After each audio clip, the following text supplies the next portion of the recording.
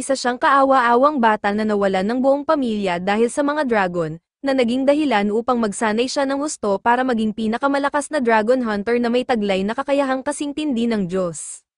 Sa mundong ito, ang mga dragon ay mas makapangyarihan dahil sa kanilang sinaunang magical blood, at mayroon lamang dalawang paraan para mapatay sila, ilantad sa sikat ng araw o paslangin ang puso gamit ang silverine, isang materyal na kayang mag-freeze sa kanilang mana. Sa kabila ng pagkakaroon ng mga bihasang dragon hunters, patuloy pa ring nakakapinsala ang mga dragon, na naging sanhi ng pagkamatay ng milyon-milyong tao, kabilang na ang halos lahat ng dragon hunters sa kaharian. Si Ragna Crimson lamang ang nakaligtas, at natuklasan niya ang kinaroroonan ni Ultima, ang pinuno ng Dragon Bloodlines. Sa kanyang galit at puot, hinarap niya ito ngunit natalo ng todo, halos ikamatay niya. Siya ay mahina, isang ulila, pangit, at walang kwentang loser. Nang siya'y 3 taong gulang pa lamang, kinain ng mga dragon ang kanyang mga magulang, kaya't kinalingga siya ng ilang kamag-anak, ngunit hindi niya kailanman nalimutan ang sakit ng kanyang nakaraan. Pagkalipas ng isang araw, kinain din ng mga dragon ang mga kamag-anak ni Ragna Crimson. Ibinenta siya sa isang mayamang pamilya, ngunit ilang buwan lang ang lumipas, dumating muli ang mga dragon at nilamon din sila. Sa huli, hindi lang siya naging palaboy kundi naging biktima rin ng pambubuli. Lagi kasing lumilitaw ang mga dragon tuwing nasa paligid siya at pinapatay ang lahat, maliban sa kanya. Para bang isinumpa siyang panoorin ang lahat ng mahalaga sa kanya na mawala. Sa loob ng 8 taon, nanatili ang sumpa, bagamat natalo siya ng Dragon Bloodline, nanatiling buhay si Ragna, isang buhay na nais na lamang niyang wakasan. Gayunpaman, nang muntik na siyang patayin ng mga dragon, pinigilan sila ni Ultima. Alam niya ang nakaraan ni Ragna at kung ilang beses itong nakaligtas laban sa mga dragon. Naniniwala siyang ito'y kagustuhan ng Diyos, at kung ito'y kagustuhan ng Diyos, nangangahulugan lamang na nais ng Diyos si Ragna bilang bagong tagapaglingkod nito. Gumawa si Ultima ng espada mula sa kanyang dugo at sinaksak si Ragna. Ipinaliwanag niya na mawawala ang lahat ng alaala nito, dahil mula ngayon, magiging isang dragon si Ragna. Sa sakit ng pagsasanib ng dugo ng dragon sa kanyang katawan, pakiramdam niya ay nasusunog siya mula sa loob. Dahan-daang naglalaho ang kanyang mga alaala, takot, at puot, maliban sa isang tao na naiwan sa kanyang isipan, si Leonica. Nakilala niya si Leonica noong binubuli siya, at siya ang nagligtas sa kanya. Ipinakilala ni Leonica ang sarili bilang isang dragon hunter at inalok siyang sumama sa kanya. Sa una, natakot si Ragna na baka mamatay si Leonica tulad ng iba, ngunit tiniyak nitong mas malakas siya kaysa sa mga dragon. Sama-sama nilang nilabanan ang mga dragon, ngunit karamihan ng trabaho ay kay Leonica dahil duwag si Ragna. Sa loob ng maraming taon, pinabagsak ni Leonica ang mga inferior dragons at naging pinakamahusay na dragon hunter sa kanilang lungsod, ang kanyang bayani. Dahil sa kanya, nawala ang paniniwala ni Ragna na siya'y isinumpa. Kaya't inilaan niya ang sarili sa pangangalaga kay Leonica, kahit mahina siya. Nagsanay siya ng palihim, kahit alam niyang hindi siya magiging kasing husay ng isang dragon hunter tulad ni Leonica. Basta't makatulong siya bago siya mamatay, sapat na iyon. Isang araw, sinalakay ng isang superior dragon na si Grimwald ang kanilang lungsod. Habang nagkakagulo at maraming tao ang namamatay, hinarap ni Leonica si Grimwald. Si Grimwald ay gumagamit ng blood magic, kayang gawing mga talam o apoy ang kanyang dugo. Sinubukan siyang ambush ni Ragna, pero nabasag ang kanyang espada sa unang sagupaan. Gumanti si Grimwald gamit ang blood flame at itinapon si Ragna sa ilog. Sa galit ni Leonica, hinarap niya si Grimwald at tinakat na tatapusin siya dahil sa pananakit kay Ragna. Muling lumaban si Leonica kay Grimwald, ngunit hindi siya tulad ng mga inferior dragons na natatalo niya sa 1 o 2 atake. Kahit hindi ginagamit ni Grimwald ang buong lakas niya, hindi man lang ito nasugatan ni Leonica, at nauwi siya sa matinding pagkapagod. Napakalakas ni Grimwald na naisip ni Leonica kung siya ba ang Dragon God, bagay na ikinagalit ni Grimwald. Na-offend siya sa ideya na may kumpara siya sa kanilang makapangyarihang Diyos ng mga dragon. Gamit ang blood flame, inatake niya si Leonica, pero mabilis itong nakailag. Ipinagmamalaki ni Grimwald na siya ang ika-10 pwesto sa Dragon Bloodline, ang pinakamababa sa mga superior dragons, at ipinaliwanag na ang dahilan ng pag-atake nila ay nakadepende lamang sa sampung ng kanilang Dragon God, isang batang babae. Para sa kanila, hindi seryoso ang pag-atake dahil ang mga Dragon Hunters ay hindi banta, ganun kaliit ang tingin nila sa mga tao. Tumawa si Grimwald at muling inatake si Leonica, at sa pagkakataong ito, natalo niya ang bayani ni Ragna Crimson. Nakita lahat ni Ragna ang nangyari, ang kanyang bayani ay namatay sa harapan niya, at napatunayan niyang naroon pa rin ang sumpa. Tinapos ni Grimwald ang lahat ng tao sa lungsod, ngunit muling nakaligtas si Ragna. Sa matinding kalungkutan at galit, nanumpa siyang lipulin ang lahat ng dragon sa mundo. Nagtiis siya ng maraming taon sa pagsasanay, halos mamatay sa bawat laban, ngunit nagpatuloy siya. Nakahanap siya ng mga bagong kasama, ngunit tulad ng dati, lahat sila'y namatay habang siya'y patuloy na nabubuhay. Hindi niya hinayaang masayang ang kanyang paghihirap, kaya nang subukang gawing dragon ni Ultima gamit ang ritual, sinaksak niya ang sarili ng Silverine Sword, na nagdulot ng kanyang kamatayan. Sa pagkabigo, iniwan siya ni Ultima at ng kanyang bloodline. Pagkatapos, dumating si Crimson, ang dating Dragon Monarch, at binuhay siya muli. Nang magising si Ragna, umalis na si Crimson, nagpatuloy si Ragna sa mas matinding pagsasanay at dahan-daang nanalo sa lahat ng kanyang laban sa paglipas ng mga dekada. Ang kanyang Silverine Sword ay tuluyang nag-fuse sa kanyang katawan, at nagsimulang maglabas ng Silverine mula sa kanyang sariling laman. Nilampasan niya ang limitasyon ng tao at naging pinakamalakas na Dragon Hunter sa kasaysayan, na kasing lakas na ng mga Dragon Monarchs. Ngunit sa kabila ng tagumpay, wala nang natira para protektahan. Araw-araw, pakiramdam niya'y wala siyang halaga, hanggang sa makilala niya siya. Pagkalipas ng ilang araw, sinubukan ni Ragna Crimson na patayin si Crimson nang makita ito, tulad ng dati. Ngunit tila may maraming katawan si Crimson at immortal pa. Sinabi ni Crimson ang kanyang layunin, nais niyang sumama si Ragna sa kanya upang tuparin ang isang hangarin, ang lipulin ang lahat ng dragon.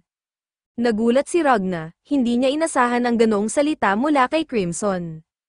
Ibinunyag ni Crimson na kapag natapos na nila ang misyon, si Ragna ang kailangang pumatay sa huling dragon, si Crimson mismo. Nang walang pagdadalawang isip, sinimulan ni Ragna ang isang Dragon Hunt Revolution, ngunit napagtanto nilang masyadong matagal ang proseso. Kaya't naisip nilang ipadala si Ragna pabalik sa nakaraan, kasama ang kanyang kasalukuyang kapangyarihan, upang baguhin ang lahat. Sa gabing sinalakay ang lungsod at bago mamatay si Leonica, bumalik si Ragna sa nakaraan. Habang si Grimwald ay nagsasalaysay kay Leonica tungkol sa mababang tingin ng mga dragon sa mga tao, at si Batang Ragna ay nasa ilog pa, lumitaw ang mas matandang Ragna at ipinakita sa kanyang nakababatang sarili ang lahat ng nakakatakot na alaala, kabilang na ang pagkamatay ni Leonica. Sinaksak niya ang Batang Ragna gamit ang kanyang espada, inililipat ang lahat ng kanyang kapangyarihan. Sa sakit ng pagsasanib, napasigaw ng malakas si Batang Ragna, na ikinagulat ng mga Dragon Hunters na sumagip sa kanya. Habang sinusubukang patayin ni Grimwald si Leonica, nagising si Ragna at agad na nagyelo ang lahat ng inferior dragons nang walang kahirap-hirap. Ang malamig na aura ng Silverine na nagmumula sa kanya ay nagdulot ng matinding takot kay Grimwald, na inihambing ito sa aura ng isang Dragon Monarch. Nang matuklasan ni Grimwald na si Ragna ang may likha nito, nag-transform siya sa anyong dragon, ngunit nagyelo rin siya ni Ragna at tuluyang naduraj. Nanatiling nakatayo si Leonica, na nanunood sa makapangyarihang pagpapakita ng lakas.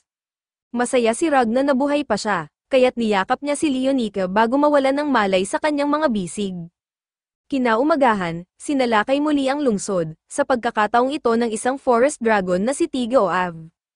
Habang natutulog pa si Ragna, lumaban agad si Leonica upang protektahan ang mga tao.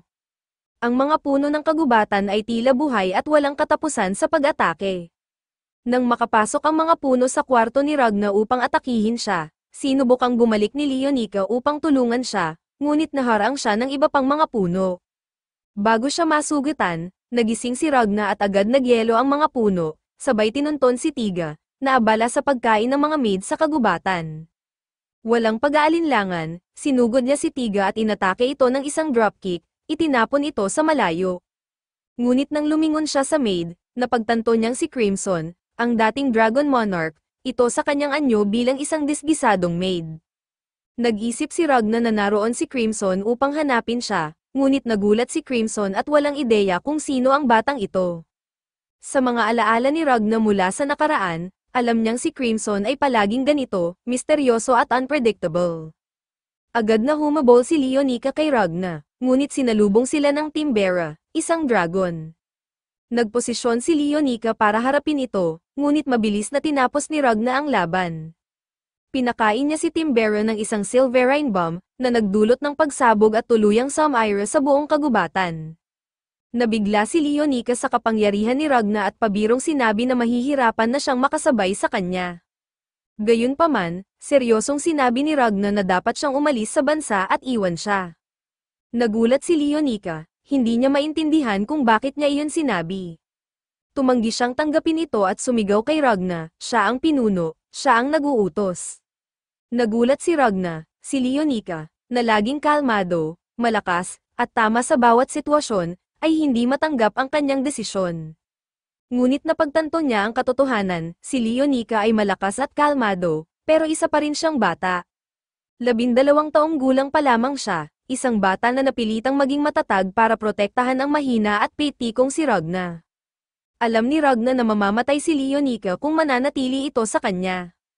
Kailangan niyang gumawa ng desisyon, kaya't inulit niya ang mga salitang sinabi ni Leonica noon para iligtas siya, the weak die. Naluha si Leonica, ayaw niyang mahiwalay kay Ragna. Sa galit, sinubukan niyang patunayan ang kanyang lakas at inatake si Ragna, ngunit napigilan ng isang daliri ni Ragna ang espada ng dating pinakamalakas na Dragon Hunter. Napilitan niyang paalisin si Leonica kasama ang iba pang Dragon Hunters palabas ng bansa, habang pinapanood niya itong umalis, umiiyak. Pagkatapos umalis ni Leonica, hinarap ni Ragna si Crimson. Gusto nitong umuwi, ngunit patuloy na ini-insist ni Ragna na si Crimson ang dating Dragon Monarch. Hindi ito mag-sense dahil buhay pa rin siya kahit na-expose sa sikat ng araw. Ipinaliwanag ni Ragna na hindi pa namamatay si Crimson dahil hindi na siya ang Winged Monarch. Tinanggap ni Crimson ang sagot at naglakad palayo, ngunit biglang hinimatay si Ragna dahil sa mataas na lagnat, kaya't napilitan si Crimson na manatili bilang pasasalamat sa pagsagip ni Ragna sa kanya. Pagkagising ni Ragna, tinanong siya ni Crimson tungkol sa mga dragon na sumisira sa kaharian. Ipinaliwanag ni Ragna na ito ang dahilan kung bakit kailangan nilang kumilos agad. Kailangan nilang patayin ang Winged Monarch na namumuno sa kanila, si Tamati. Sa una, inakala ni Crimson na biro lang ito, pero seryoso si Ragna. Alam niyang posible ito dahil nagawa na ito ng kanilang hinaharap na mga sarili. Ngayon na magkasama na sila, plano ni Ragna at Crimson na tapusin ang lahat ng mga dragon ng mas mabilis. Habang iniisip ni Crimson ang tungkol sa mga sinasabi ni Ragna tungkol sa hinaharap, nagtataka siya kung paano nalalaman nito ang maraming bagay tungkol sa kanya. Para kay Crimson, hindi pa nangyayari ang hinaharap na iyon, ngunit natutuwa siyang alamin ang potensyal nito. Habang walang malay si Ragna, inobserbahan ni Crimson ang kanyang katawan at nadiskubre na ito'y na-fuse sa isang Silverine Sword, na nagbibigay kay Ragna ng kakayahang maglabas ng Silverine at napakalaking potensyal. Bilang isang tuso at mapanlinlang na nilalang, lihim na nasasabik si Crimson na subukan ang bagong paraan ng pagpatay sa mga dragon gamit ang kakayahan ni Ragna. Biglang napansin nila ang mga inferior dragons na lumilipad papunta sa grupo ni Leonica. Hindi ito matanggap ni Ragna, kaya binuhat niya si Crimson at tumakbo patungo sa direksyon ng mga dragon. Tinanong niya si Crimson kung ano ang gagawin, at inutusan siya nitong wasakin ang mga dragon. Agad na sinunod ni Ragna, pinatigil ang isa sa pamamagitan ng isang malakas na sipa at gamit ang Silverine, gumawa siya ng maraming espada na agad na tumama at nagyelo sa mga dragon bago pa sila makaatake. Isa sa mga espada ang lumipad patungo kay Crimson, na mabilis niya namang sinalo. Sinuri niya ito at napansin niyang hindi espesyal ang espada, parang basura pa nga.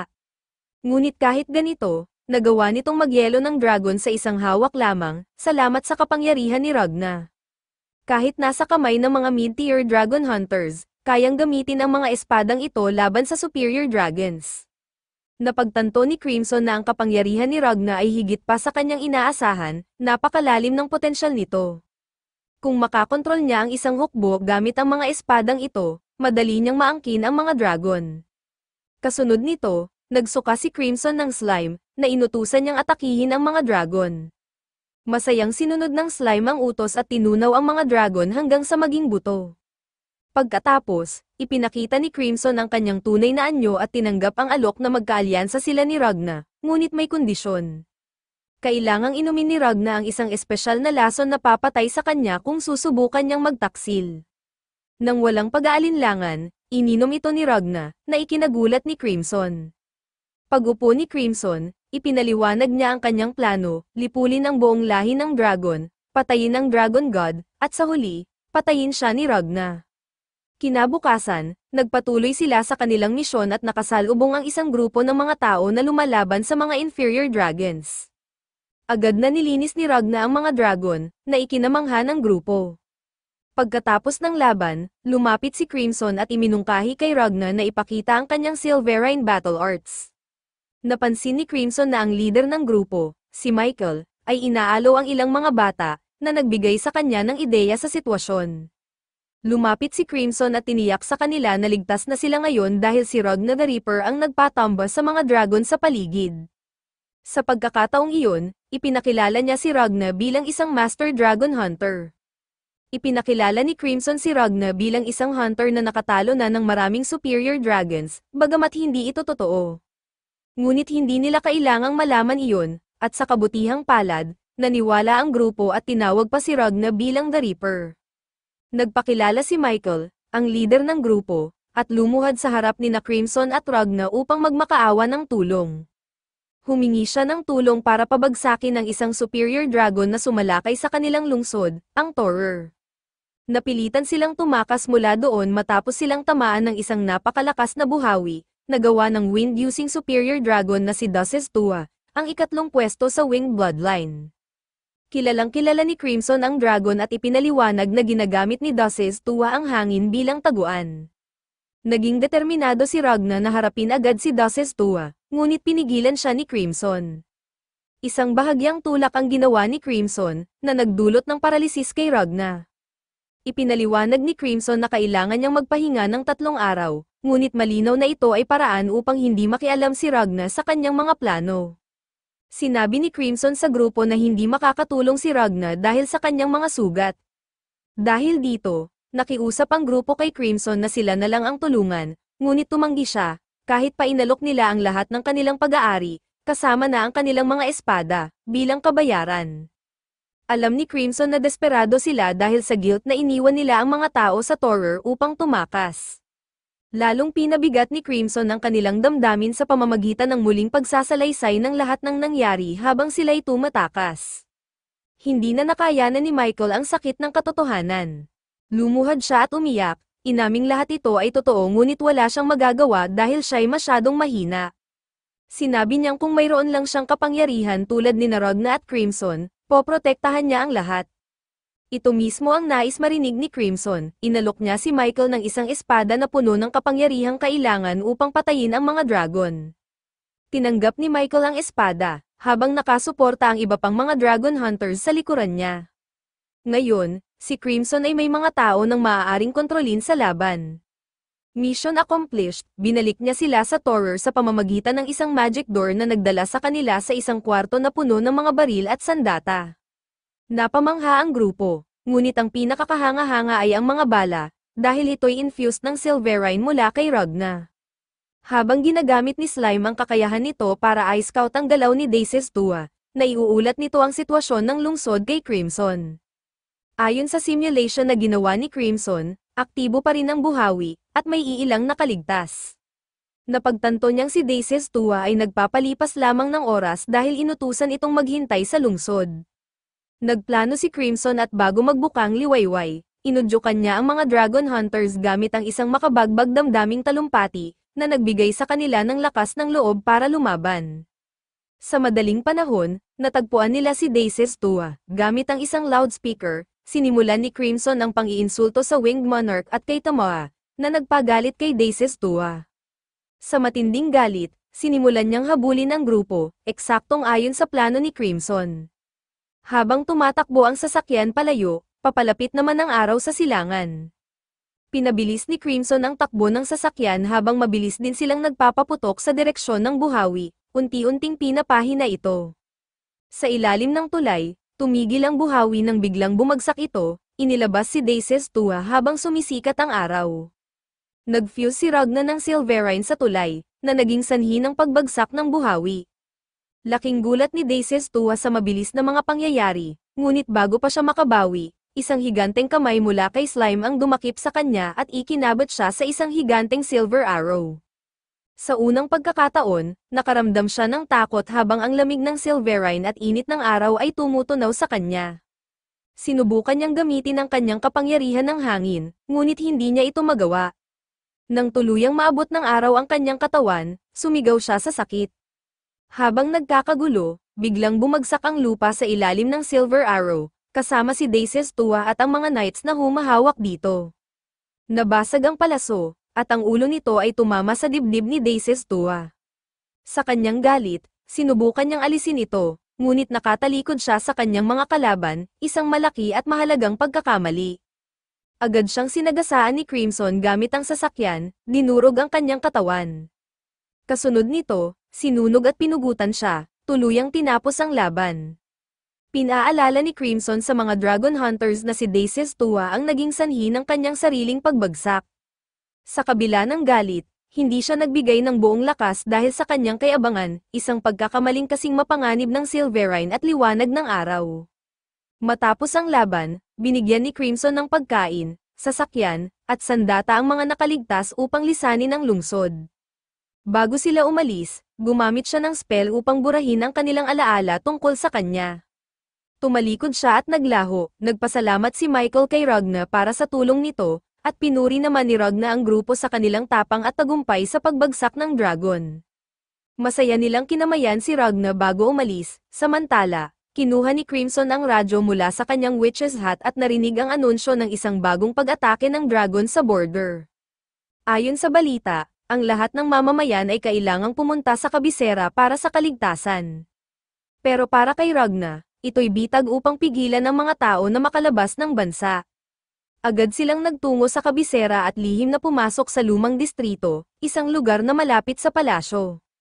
Nag-disguise si Crimson bilang isang babae na pinangalan ng Veronica, habang iniwan si Slime upang magbantay kay Ragna, na kasalukuyang may sakit at hindi makayanan ang malalaking grupo ng tao.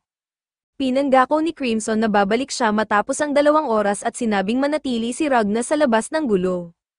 Habang naglalakad si Crimson at nakikihalubilo sa mga tao, napansin niyang kakaunti ang tao sa kalsada kahit na marami ng refugee sa lungsod. Napagtanto niyang unti-unting binabawasan ang populasyon ng hindi halata. Natagpuan niya ang isa sa kanyang mga tagapaglingkod, si Golem, at nakuha ang pinakabagong impormasyon. Dumating din ang isa pang tagapaglingkod niya, si Chimera, at ipinaliwanag ni Crimson ang plano, kailangang harapin ni Ragna si Ultima, at kailangan nilang magtulungan upang matiyak ang tagumpay nito. Samantala, si Ragna at Slime ay nakakita ng isang grupo ng tao na nagtipon sa paligid ng isang nakataas na tarp. Nang tanggalin ng mga military officers ang tarp, nakita nila ang mga nagyelong dragons na bigla na lamang sinunog upang ipakita ang kaligtasan ng kabisera at ang kanilang tagumpay laban sa panganib. Natuwa ang karamihan, ngunit alam ni Ragna na ito'y panlilinlang, at alam niya kung sino ang nasa likod nito. Habang naglalakad palayo, napadaan siya kay Ultima, na nagbalat kayo bilang isang ordinaryong mamamayan. Napansin din siya ni Ultima at tinanong kung maayos lang siya. Agad siyang naging alerto at balisa, pakiramdam niyang kailangan niyang sugurin ito, ngunit naalala niyang inutusan siya ni Crimson na maghintay. Alam niyang kahit manalo siya sa one-on-one, ang mga superior dragons na sina Nebulon at Borgies ay magbabantay at maaaring makialam. Habang paalis si Ragna, biglang dumating si Nebulon upang suriin si Ultima.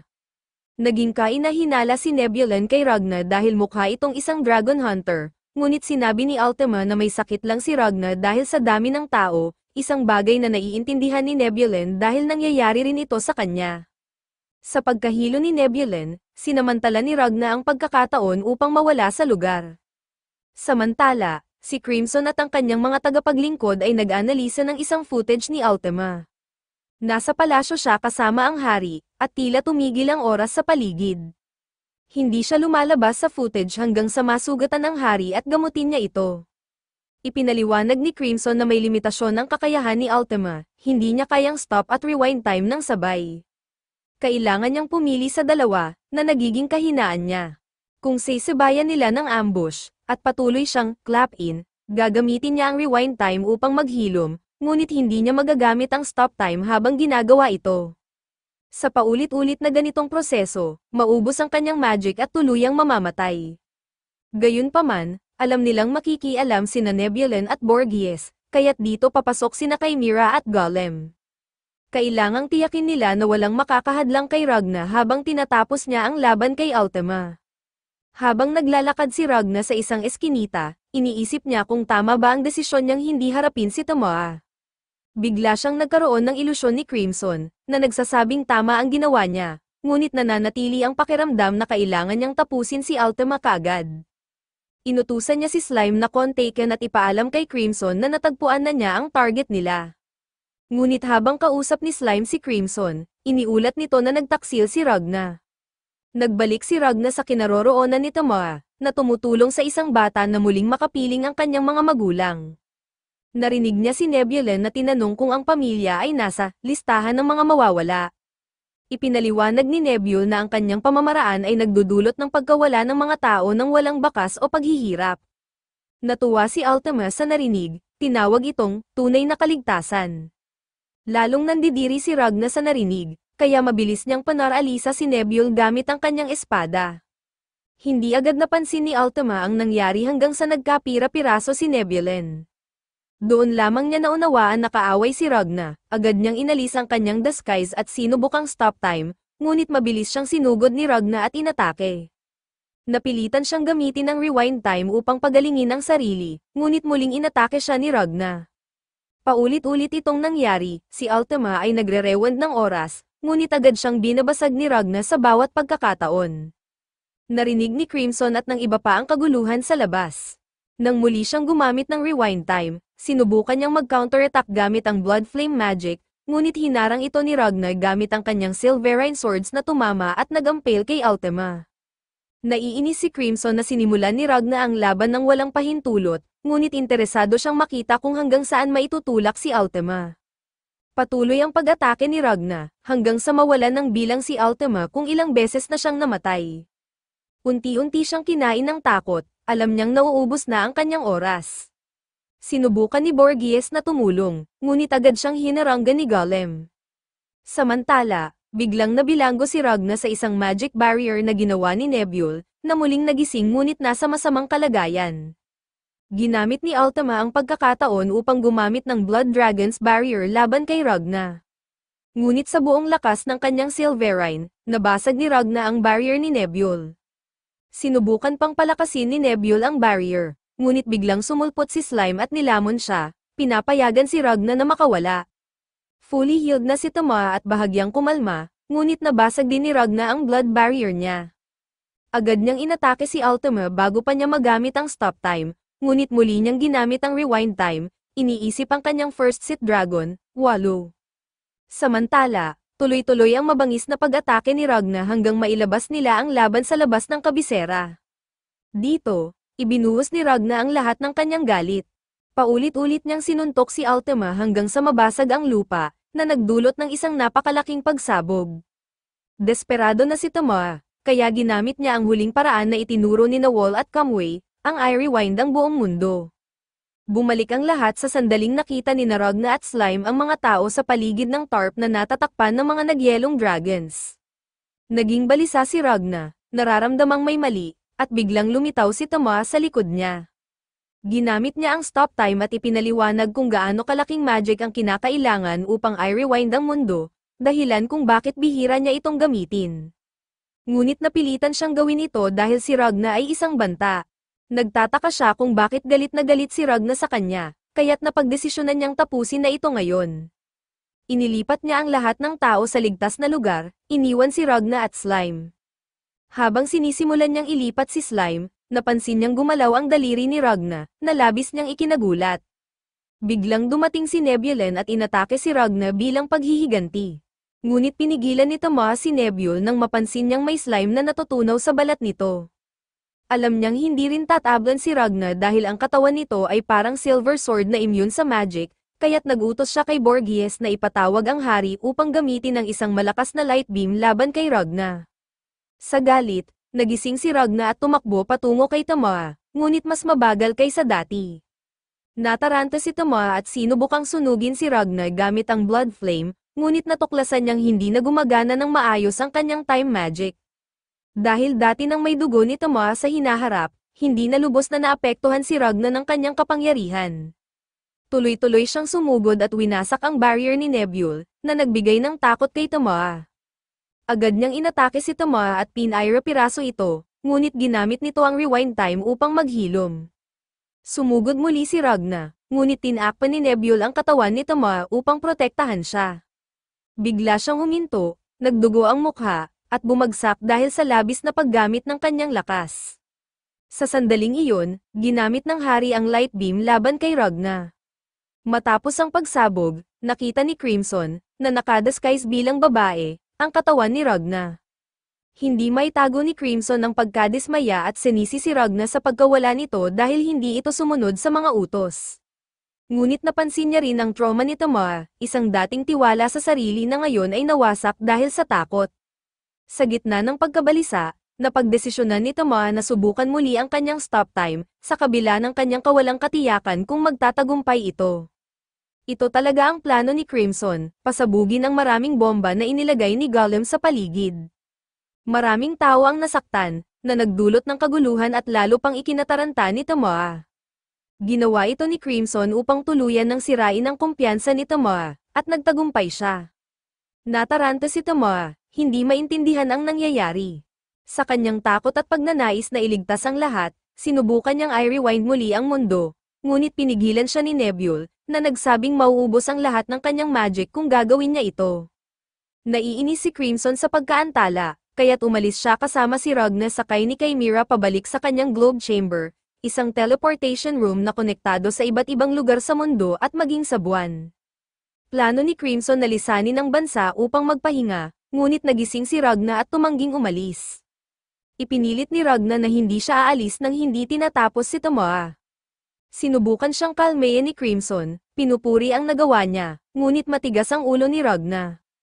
Pilit niyang inihanda ang kanyang Silver Battle Mode, kaya inutusan ni Crimson si Chimera na pigilan siya. Pinatungan ni Crimson ang ulo ni Ragna at nagreklamo tungkol sa posibilidad na masira ang teleportation room. Ngunit huli na, lumitaw na ang bitak sa dingding, at nakita ito ni Nebule mula sa labas, natukoy ang kanilang kinaroroonan. Nagpa siya si Nebule na sirain ang teleportation room at pilitin silang lumabas, na labis na ikinagalit ni Crimson. Inutusan niya si Golem na atakehin si Nebule, kaya't nagpaputok si Golem. Humingi ng tulong si Nebule kay Borgias, habang patuloy na sinusubukan ni Ragna na makawala sa pagkakakulong ni Chimera. Sa wakas, napalaya ni Ragna ang sarili at determinado siyang lipulin ang lahat ng dragons sa labas. Naiskandalo si Crimson at nagalit kay Ragna dahil tinutulungan nito ang kaaway at sinisira ang kanyang plano, ngunit walang pakialam si Ragna. Sa kabila ng lahat, nakatakas sila mula sa teleportation room gamit ang isang emergency exit at napunta sa isang military base sa Leh. Dinala si Crimson sa harap ng commander ng Royal Army's Special Corps, ang pangalawang prinsesa ng kaharian, si Starly Alice. Kilalang-kilala siya ni Crimson at matindi ang galit niya sa prinsesa.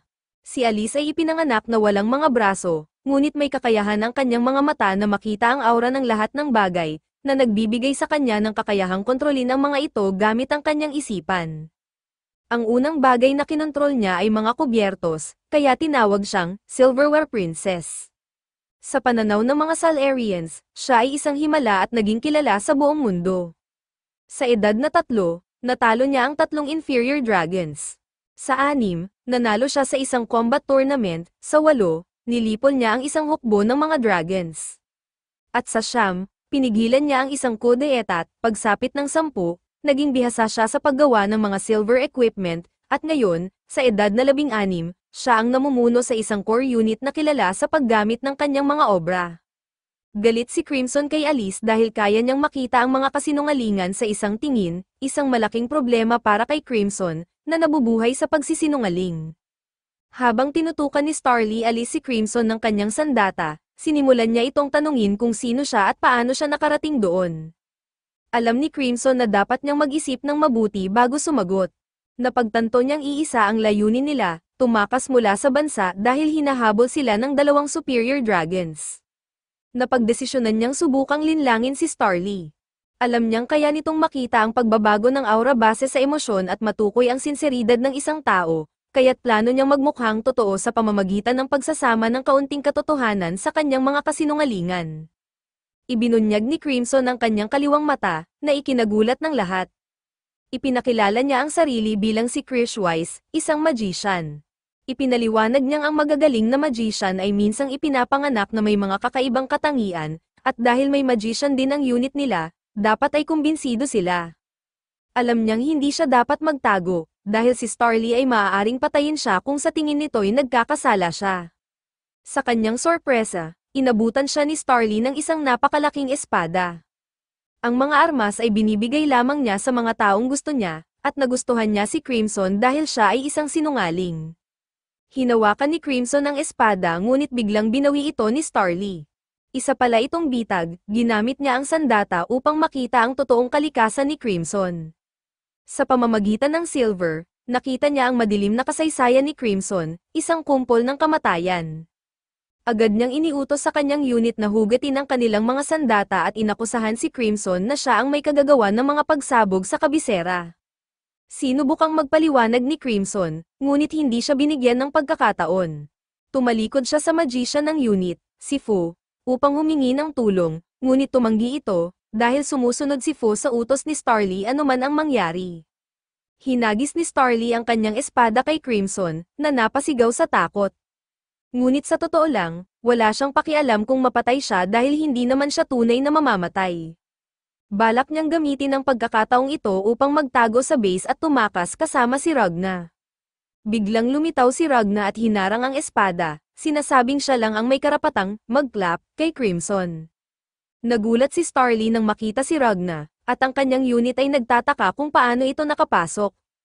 Nahulog si Starly sa sahig na may tila hiyaw ng pagkagulat, na ikinabigla ng kanyang unit. Tinulungan siya ng kanyang tagapagturo na si Nazarena, habang itinuro niya si Ragna at tinawag itong isang espada na may mga braso. Naguluhan si Ragna at nagsimulang mag-alala na baka may ginawa si Crimson sa kanya. Samantala, nagtataka si Crimson kung paano nakikita ni Starly si Ragna sa ganitong paraan, dahil naiiba ang paraan ng kanyang pagtingin sa mundo. Para kay Starly, si Ragna ay parang isang espada na may katawan, kaya't natakot siya at muling bumagsak sa takot. Nagalit ang unit ni Starly, iniisip na may ginawa si Ragna. Sinubukan nilang atakehin siya, ngunit madali silang napigilan ni Ragna gamit ang ilang simpleng suntok. Habang nakatitig si Starya kay Ragna, iniisip niya kung paano siya ang perpektong kombinasyon ng tao at Silverine, isang nilikhang tila inukit ng perpekto, may mga peklat, at may malakas na aura ng Silverine. Napakalakas niya, ngunit nananatiling kalmado, at, sa tingin ni Starya, napakagwapo. Bigla siyang naging mahiyain at tinanong si Nazarena kung ano ang gagawin. Parehong nagulat sina Ragna at Crimson, hindi nila inaasahan ito. Sinubukang kausapin ni Ragna si Starya, ngunit nagtatago siya sa likod ni Nazarena sa sobrang hiya. Sa awkward na paraan, sinabi ni Ragna na wala silang balak makipaglaban. Kung nais ni Starya na bihagin si Crimson, susundin nila ang utos nito. Bilang resulta, ikinulong sila sa isang selda habang pinag-uusapan ng unit ang gagawin sa kanila. Habang nasa selda, pinwersa ni Crimson si Ragna sa lupa at inapakan ang ulo nito, sinisisi siya sa pagsira ng kanyang plano. Nagalit si Crimson dahil sa pagkawala ng kanilang mga tauhan, hindi nila alam kung nasaan sina Golem at Chimera, at sa tingin niya si Ragna ang dapat managot. Sumagot si Ragna na babawi siya sa pamamagitan ng pag-clap kay Tama, na lalong ikinainis ni Crimson. Nais ni Ragna na bumalik sa kabisera pagkatapos niyang magpagaling, bagay na lalo pang ikinabahala ni Crimson. Tinanong ni Ragna kung nasaan si Slime, at doon lamang naalala ni Crimson ito. Nakahanap siya ng patak ng slime sa leeg ni Ragna at ginamit ito, kasama ang isang hibla ng buhok ni Ragna, upang buhayin muli si Slime. Ngunit mas maliit na ito ngayon, dahilan upang sisihin muli ni Crimson si Ragna. Pagkatapos humingi ng paumanhin si Ragna, tinanong ni Slime kung nasaan sila, na hindi rin alam ni Ragna. Ipinaliwanag ni Crimson na nasa ilalim sila ng isang military training base sa hilagang bahagi ng Ley. Ngunit nasa panganib ang mga tao roon dahil sila'y target ng mga superior dragons. Nagbago ang isip ni Ragna tungkol sa pagbabalik sa kabisera, napagtanto niyang mas kailangan siya ng mga sundalo. Samantala, nakatanggap si Starya ng ulat mula sa kanyang unit tungkol sa kakaibang kilos ng mga dragons. Wala silang aktibidad, at tila hindi sila mag-aatake kahit may signal. Sa halip, mukhang abala sila sa ibang bagay, pinag-isipan ito ni Starya at napagdesisyonang lumisan ang mga dragons ngunit hindi nila balak hayaan ang grupo na makalayo. Gayunpaman, nakita niya ito bilang pagkakataon upang maghanda. Dumating sina Crimson at Ragna, dahilan upang mamula si Starya at takpan ang kanyang mga mata. Nag-alok si Crimson na tulungan sila sa isang escape plan. Alam niya ang plano nilang gumamit ng Dragon Blood bilang source ng magic para sa teleportation, ngunit hindi ito magtatagumpay dahil masyadong malakas ang kapangyarihan ng kaaway.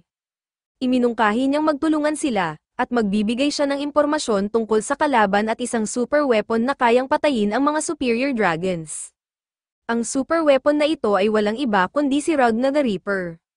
Namula si Starya nang marinig ang pangalan ni Ragna, ngunit mabilis na nag-compose ng sarili at tumangging makipagtulungan.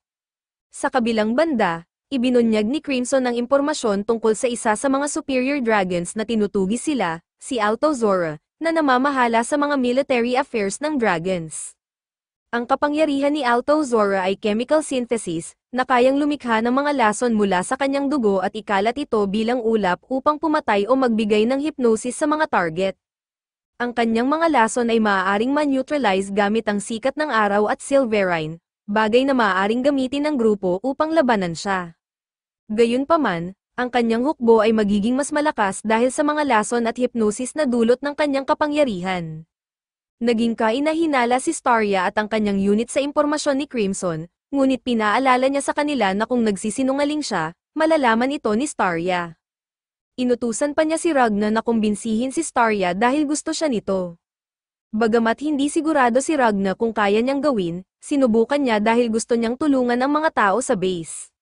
Sa Zelda, ipinaliwanag ni Crimson kay Ragna na tinatayang 10,000 dragons ang aatake, pinamumunuan ng 13th Sith, sina Osora at Terra. Ang base ay may 1,850 tao lamang, kabilang ang mga sundalo at sibilyan, kaya't malinaw na lahat ay mamamatay kung walang gagawin. Hinimok ni Crimson si Ragna na kalimutan muna si Tomoe upang makatakas sila sa bansa. Gagamitin niya ang lahat ng meron siya, kabilang si Ragna mismo, upang matiyak ang kaligtasan ng lahat. Nagtagumpay si Ragna na kumbinsihin si Starya na, sa kabila ng pagiging masama ni Crimson, ang tanging nais nito ay patayin ang lahat ng dragons. Sinabi ni Ragna na bilang pinakamagaling na dragon hunter, nais niyang gamitin siya ni Starya upang makatulong. Labis na natuwa si Starya na ang kanyang unang pag-ibig ay humihiling na gamitin siya, ngunit nanatili siyang propesyonal at pumayag na magtulungan. Nasiyahan si Crimson ngunit nagmungkahi ng pagbabago sa plano batay sa kanyang impormasyon. Tumanggi si Starya na makialam si Crimson, nais lang niya ang impormasyon mula rito. Sa isang sarcastic na tono, sumang-ayon si Crimson at binalaan siyang huwag magkamali. Ipinaliwanag ni Crimson na tumigil ang aktibidad ng mga dragons dahil sa laban nila ni Tomoe sa kabisera, kaya't malamang na nagmamadali ang mga dragons na pumunta roon. Samantala, ipinakita ni Walt at Comway kay Tomoe ang ulo ni Michael, na siyang pumatay kay Desaztua. Ipinaalam ni Michael bago siya namatay na paparating ang Reaper para sa kanila. Sa base, sinubukan ng kapangyarihan ni Ragna, infused niya ang isang espada ng Silverine, at sinubukan ito ni Ike sa pamamagitan ng pagputol sa isa sa mga espada ni Starya. Bagamat hindi tuluyang naputol ang espada, sapat itong nagpakita ng lakas, na labis na ikinahanga ng lahat. Ipinaliwanag ni Ragna na ang epekto ng Silverine ay panandalian, ngunit dahil mataas ang kalidad ng mga espada ni Starya, hindi ito magiging problema. Napagpasyahan ni Starya na i-infuse lahat ng kanilang armas ng Silverine. Samantala, nahihirapan si Fu at ang kanyang koponan sa paglikha ng mga magic circles para sa teleportation. Kinakailangan ng mahigit 15 dugo ng inferior dragons upang matransport ang isang tao, at kahit patayin nila ang lahat ng dragon na aatake, hindi pa rin ito sapat para sa 1,850 tao. Walang oras para sa karagdagang eksperimento, ngunit nag-alok si Crimson na tumulong. Bagamat hindi nagtitiwala si Fu, tinanggap niya ang alok. Sa pribadong usapan, binigyan ni Starya si Ragna ng 3 espada mula sa kanyang imbakan dahil wala ng oras upang gumawa ng espesyal para sa kanya. Sinabi rin niyang balak niyang sumali sa mga Solarians pagkatapos ng laban upang protektahan ang kanyang mga tao, ngunit maaaring mamatay siya sa labanan. Hiniling niya kay Ragna na sumali sa mga Solarians at tumulong sa kanyang mga tao kung sakaling mangyari ito. Tumanggi si Ragna, sinasabing hindi niya gusto ang relihiyon ng mga Solarians at hindi dapat isipin ni Starya na nakatakda na ang kanyang kamatayan.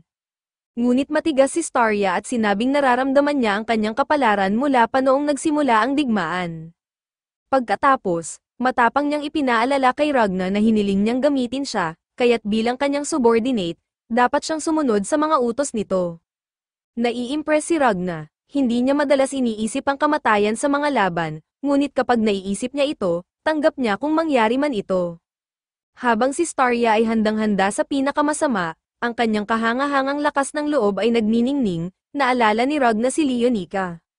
Napagtanto niyang si Starya ay isa sa mga taong nais niyang mabuhay, kaya't ipinasa niya ang kanyang kapangyarihan sa 3 espada at sinabi kay Starya na maging Dragon Scourge dahil siya ang magpoprotekta sa kanya. Nang lumubog ang araw, nagsimula nang maghintay ang unit sa pagdating ng kalaban.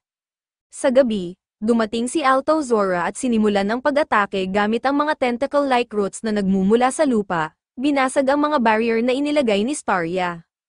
Bagamat kayang tiisin ng base ang pinsala, biglang dumating si Terra mula sa himpapawid at bumagsak sa base. Naalala ni Starya ang payo ni Crimson kung paano kontrahin ang ganitong pag-atake, at naging minimal ang pinsala. Si Terra ay itinapon palayo mula sa impact, na ikinagulat ni Alto Zora. Doon nila nakita si Ragna, nakatayo sa malayo, hawak ang 2 espadang puno ng Silverine na nagliliwanag. Akala ni Alto Zora na siya ang Reaper, ngunit sinabi ni Tetra na ang Silverine ay nagmumula sa kanyang mga espada lamang, hindi sa kanyang katawan, kaya't hindi sila nagpanik. Tumanggi si Ragna na magpakilala kay Terra dahil ayaw niyang makipag-usap sa mga dragon. Nagmungkahi si Terra na mag-usap sila gamit ang kanilang lakas. Samantala, ipinaliwanag ni Crimson sa mga sibilyan kung paano umaabot sa maturity ang mga superior dragons.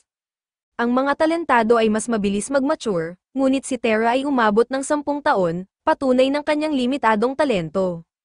Sa kabila nito, binawi niya ito sa kapangyarihang nakuha niya noong tao pa siya.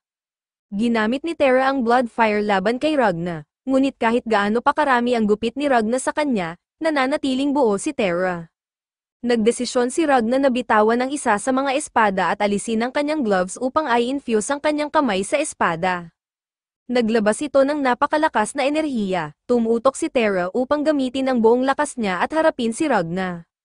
Nagbanggaan ang Dragon Slayer Strike ni Ragna at Seismic Cannon ni Terra, na nagdulot ng isang napakalaking pagsabog ng apoy at Silverine. Sa gitna ng katahimikan matapos ang pagsabog, nag-aalala si Alto Zora kay Terra, ngunit nakahinga siya nang marinig ang boses nito.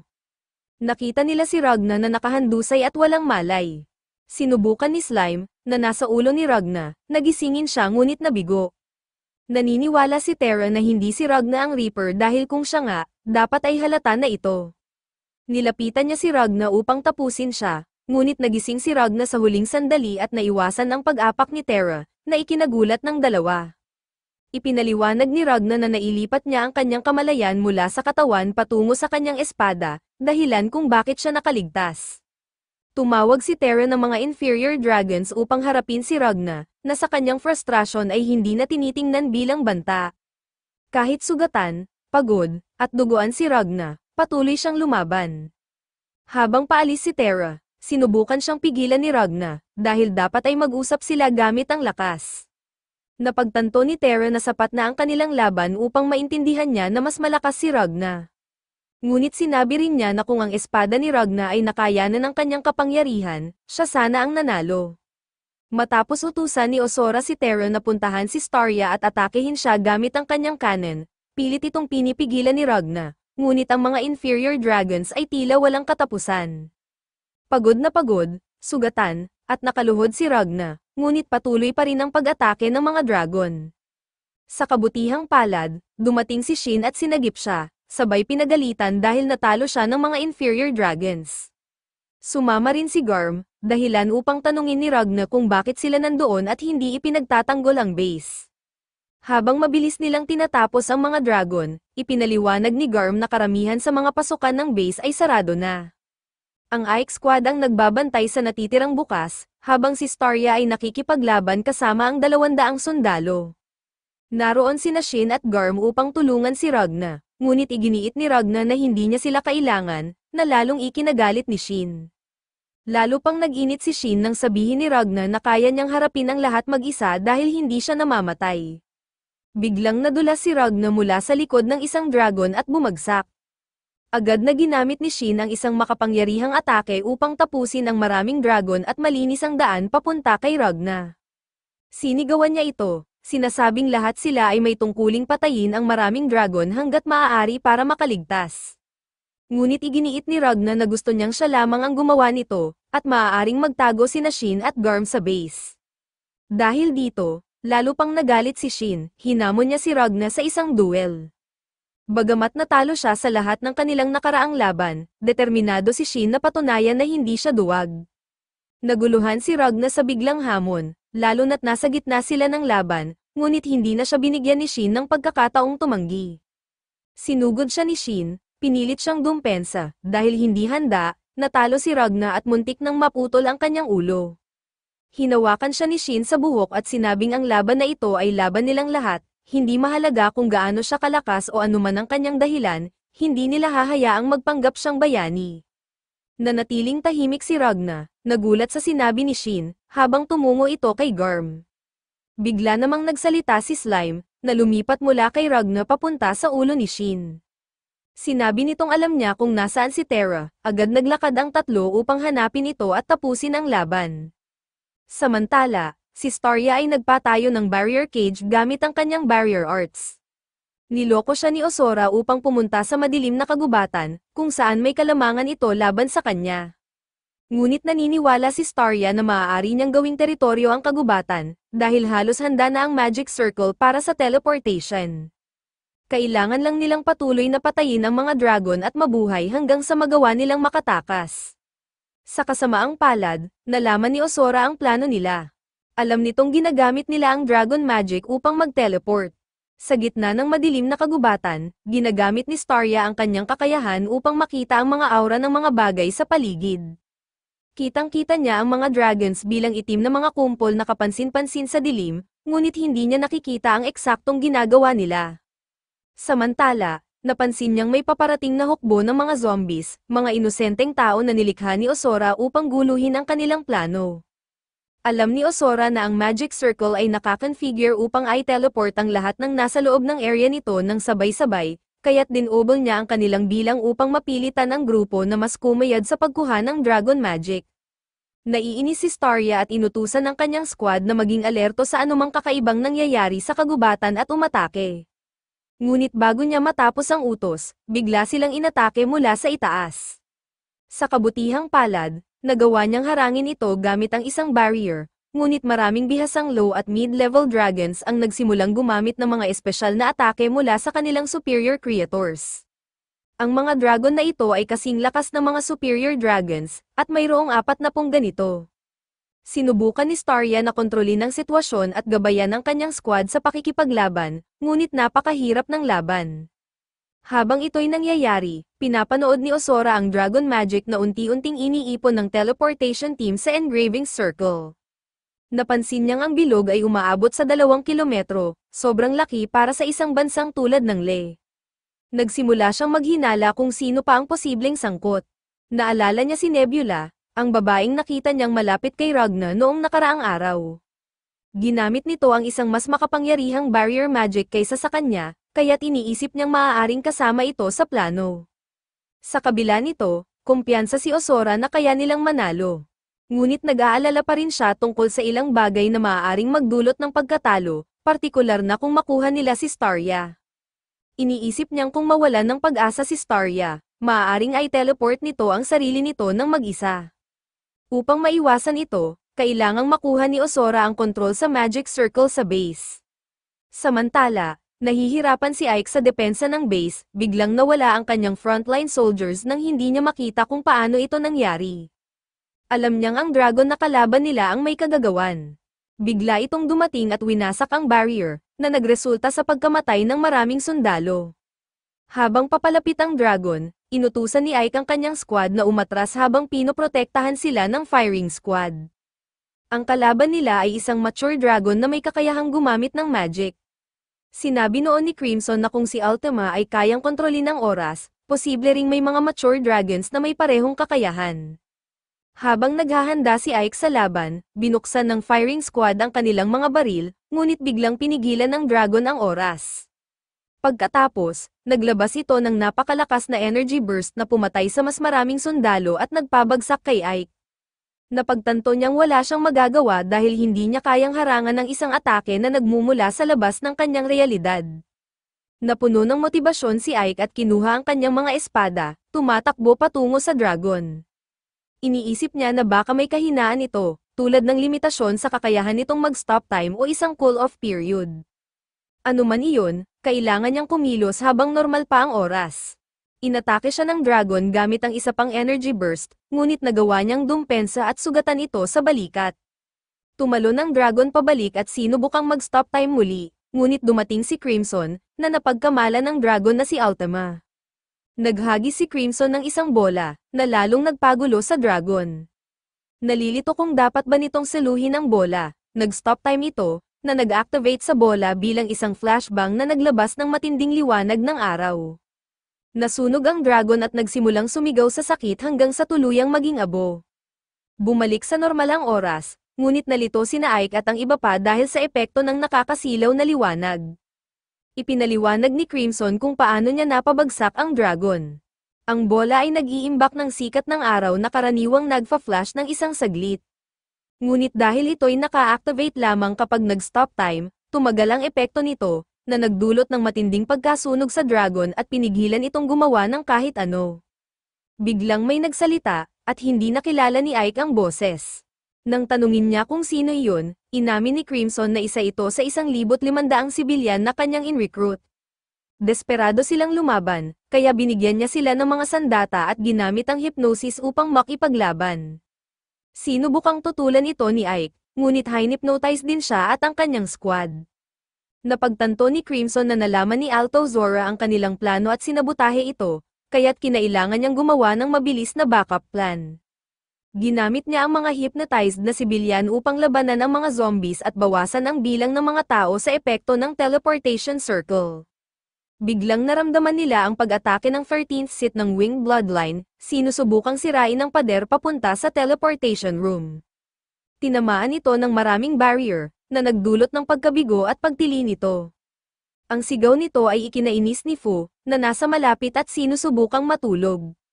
Nag-alok ang 13th Sith ng kapayapaan kapalit ng pagdala sa kanya sa Magic Circle para sa isang mapayapang kamatayan.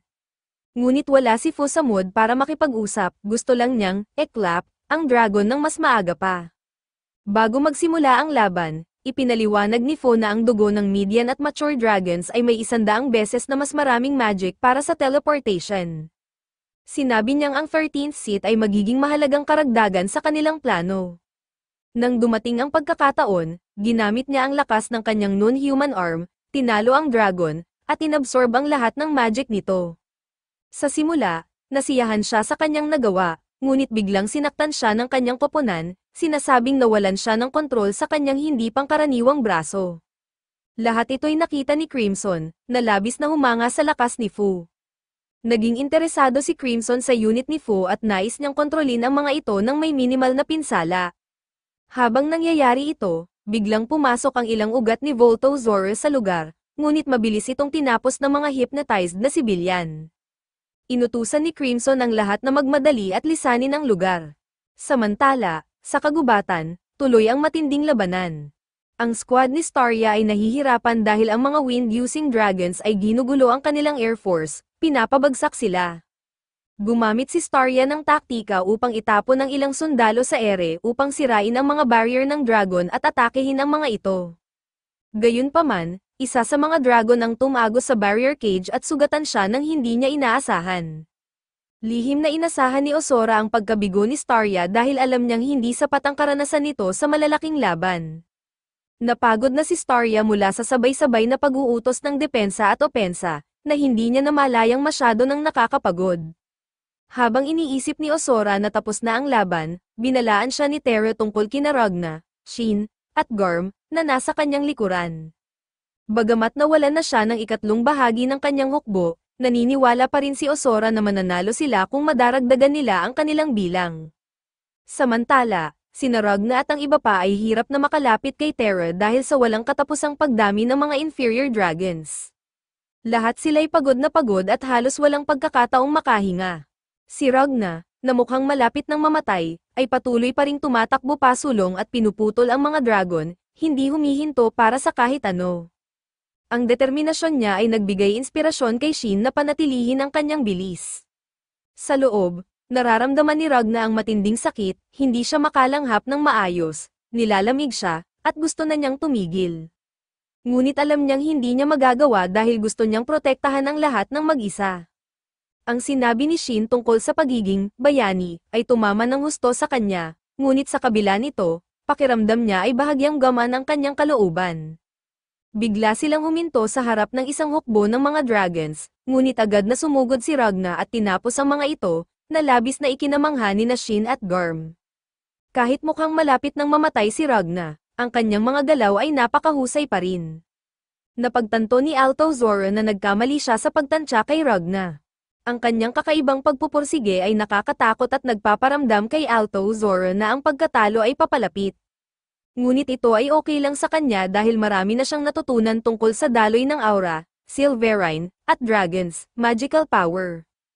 Ang Silverine, na nilikha upang labanan ng magic, ay kayang magputol at magyelo ng lahat ng kapangyarihan ng magic.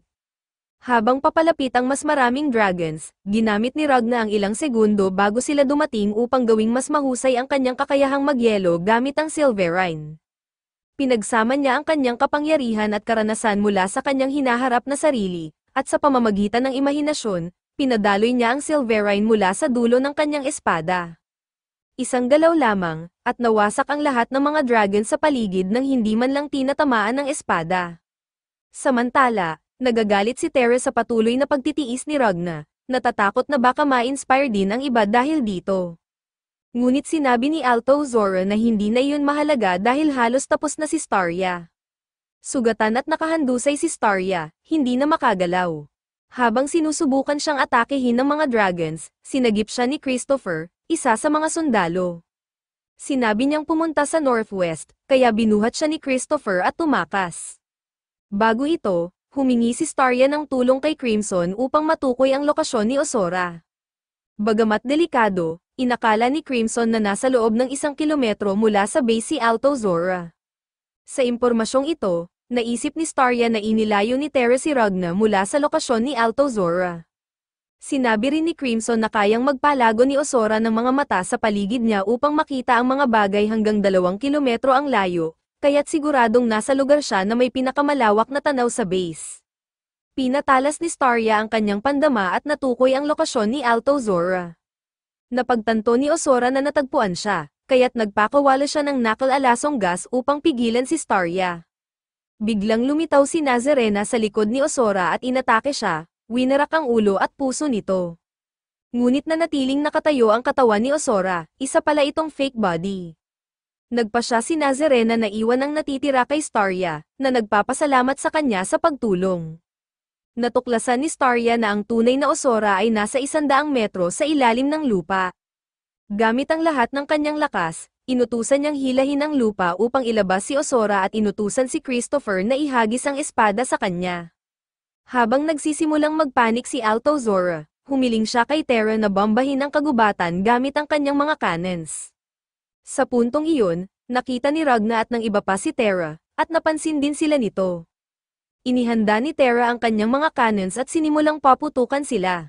Habang sinusuri ni Altozora ang lugar, nakita niya si Starya na sugatan at nakahandusay sa lupa. Nagmanifest siya ng katawan sa harap niya at pinuri siya at ang kanyang unit sa kanilang naunang pagsisikap. Bago ito, nabanggit ni Crimson ang tungkol kay Princess Lucia, isang kilalang bayani na nakamit ang maraming tagumpay sa militar. Dahil dito, itinuring ng mga Salarians na isa siyang himala, at kalaunan ay naging isang Dragon Scourge. Maraming naniniwala na si Starya ay reinkarnasyon ni Lucia. Dati naglingkod si Altozora kay Lucia bilang tao at napanatili ang kanyang mga alaala kahit naging dragon na siya. Dahil dito, hinikayat ni Crimson si Starya na patuloy na lumaban, alam niyang ang presensya niya ay magpapabaliw kay Altozora dahil sa pagkakahalintulad niya kay Lucia. Sinubukan ni Altozora na kumbinsihin si Starya na sumali sa Winged Bloodline upang hindi siya mamatay, at sinabi pa nitong iyon din ang nais ng kanyang mga sundalo para sa kanya. Nang magising si Starya, napagtanto niyang nagsisimulang ikumpara siya ni Altozora kay Lucia. Ibinunyag niya na kaya niyang kontrolin ang Silverine, na ginawa upang labanan ng magic. Sinabi niyang hindi siya maaring tumapat sa kanya bilang isang general, ngunit mas malakas ang kanyang kalooban sa Realm of Resistance.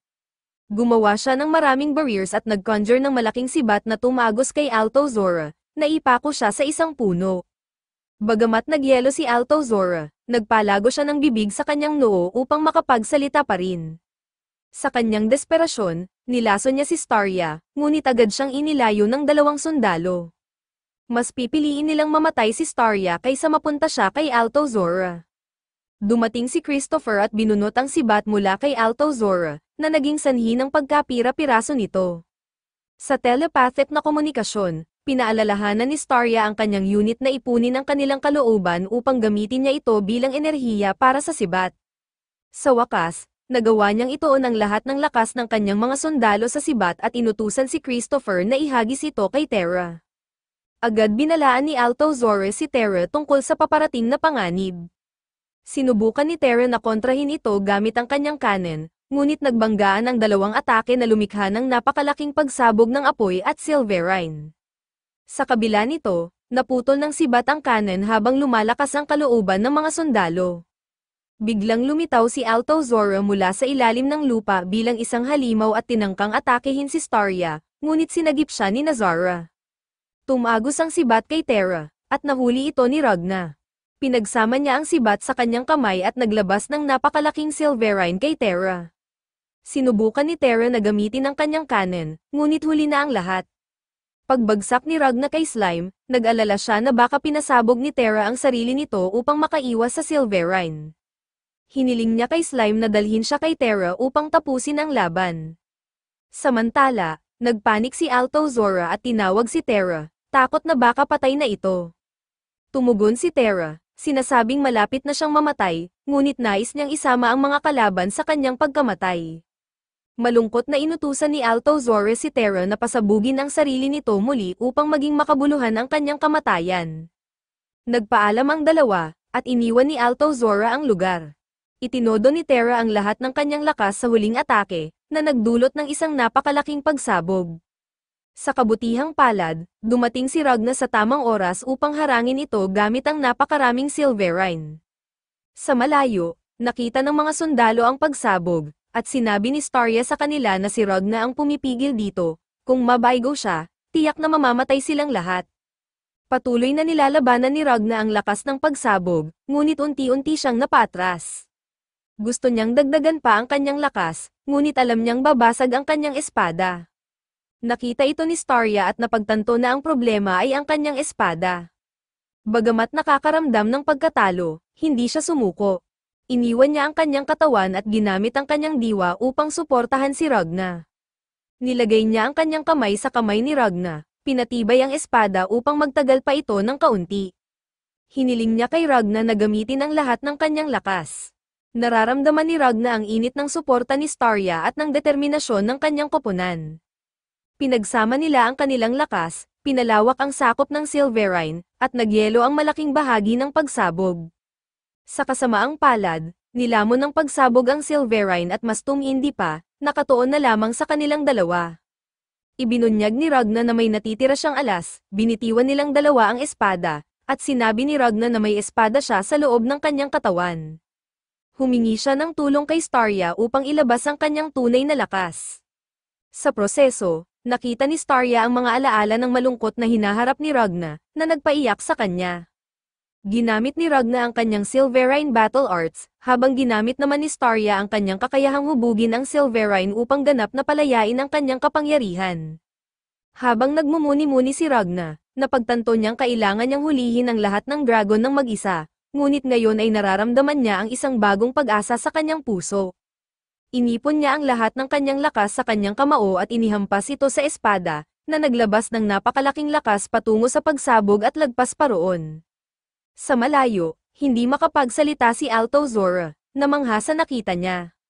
Ganap nang nagyelo ang pagsabog, at nakatayo si Ragna sa harap nito kasama si Starya at Slime, na humahanga sa kanya. Naalala ni Starya ang hinaharap ni Ragna at napaiyak siya. Galit siya na, sa kabila ng kanyang lakas at kagandahan, magiging mag-isa si Ragna sa hinaharap, isang bagay na hindi niya matatanggap. Habang lumuluha pa rin, naantig si Ragna at nagpasalamat sa kanya sa pag-abot sa kanyang hinaharap na sarili. Nagpasalamat din si Starya kay Ragna sa pagtulong sa kanilang unit na makamit ang tagumpay, at inamin niyang napakaganda ng huling atake nito. Bago bumalik si Starya sa kanyang katawan, tinanong niya si Ragna na iwan na si Crimson at sumama sa kanya. Sinabi niyang hindi niya hahayaang magkaroon si Ragna ng ganoong kalungkot na hinaharap, at kahit anong mangyari, hindi niya tatanggapin ang pagtanggi nito. Pagkatapos, bumalik siya sa kanyang katawan, handang harapin si Ragna matapos ang teleportation. Naiwan si Ragna na namangha sa kagandahan ni Starya at nagpasalamat ulit sa kanya sa kanilang pagsasamang nabuo sa laban. Bumagsak siya sa lupa, pagod ngunit kontento, samantala, nagising si Starya sa kanyang katawan. Nang ma-activate ang Magic Circle para sa teleportation, lahat sila ay nakaramdam ng saya at ginhawa, sa wakas, nagtagumpay sila. Biglang naputol ang kasiyahan ng lahat nang si Starya ay bigla ang mawalan ng ulo dahil sa atake ni Waltzy. Agad niyang ibinalik ang ulo nito sa lugar at inilipat ang atensyon kay Ragna, na napilitan muling lumaban. Sa gitna ng laban, napatay niya si Slime bago pa ito makakilos. Si Ragna, bagamat nasa hangganan na ng kanyang lakas, ay kinailangan pang pilitin ang sarili upang ipagpatuloy ang laban, dahil ito na ang final boss. Samantala, sa kabisera, nagsimulang mag-alala si Nebule dahil umalis si Wolfway, ngunit tiniyak ni Ultima na sumama ito sa labanan at walang dapat ipag-alala, hindi matatalo ni Wolfway ang isang mahinang kalaban tulad ni Ragna.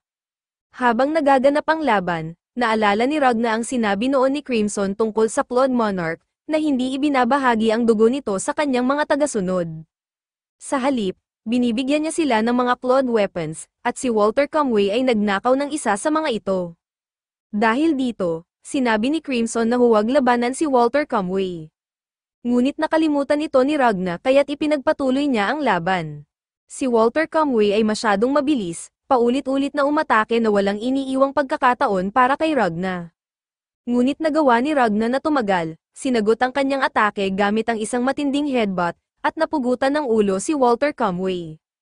Agad namang nag-regenerate si Walter Comway at gumanti ng malupit na suntok, na itinapon si Ragna sa lupa, sinundan pa ng isang electric shock na halos lumubog sa lupa si Ragna. Tumayo si Ragna, gamit ang kanyang espada upang bumawi ng atake, ngunit nabasag ito ng kalaban, na agad siyang tinadyakan pabalik sa lupa. Bago pa siya makabangon, muling umatake si Walter Comway. Sa kabutihang palad, nagawa ni Ragna na harangan ito gamit ang piraso ng espada at isang bola ng Silverine Energy, na nagresulta sa pagkasugat ng kamay ni Walter Comway. Habang umatras si Walter Comway, kinonsentre ni Ragna ang kanyang Silverine sa kanyang kamay, handang gamitin ito upang sugatan ang kalaban kapag lumapit ito. Inihagis niya ang isa pang espada, ngunit nabasag ito nang tamaan si Walter Comway. Nang ilabas ni Walter Comway ang kanyang Claude weapon, bumagsak si Ragna sa lupa, hindi makagalaw kahit anong pilit.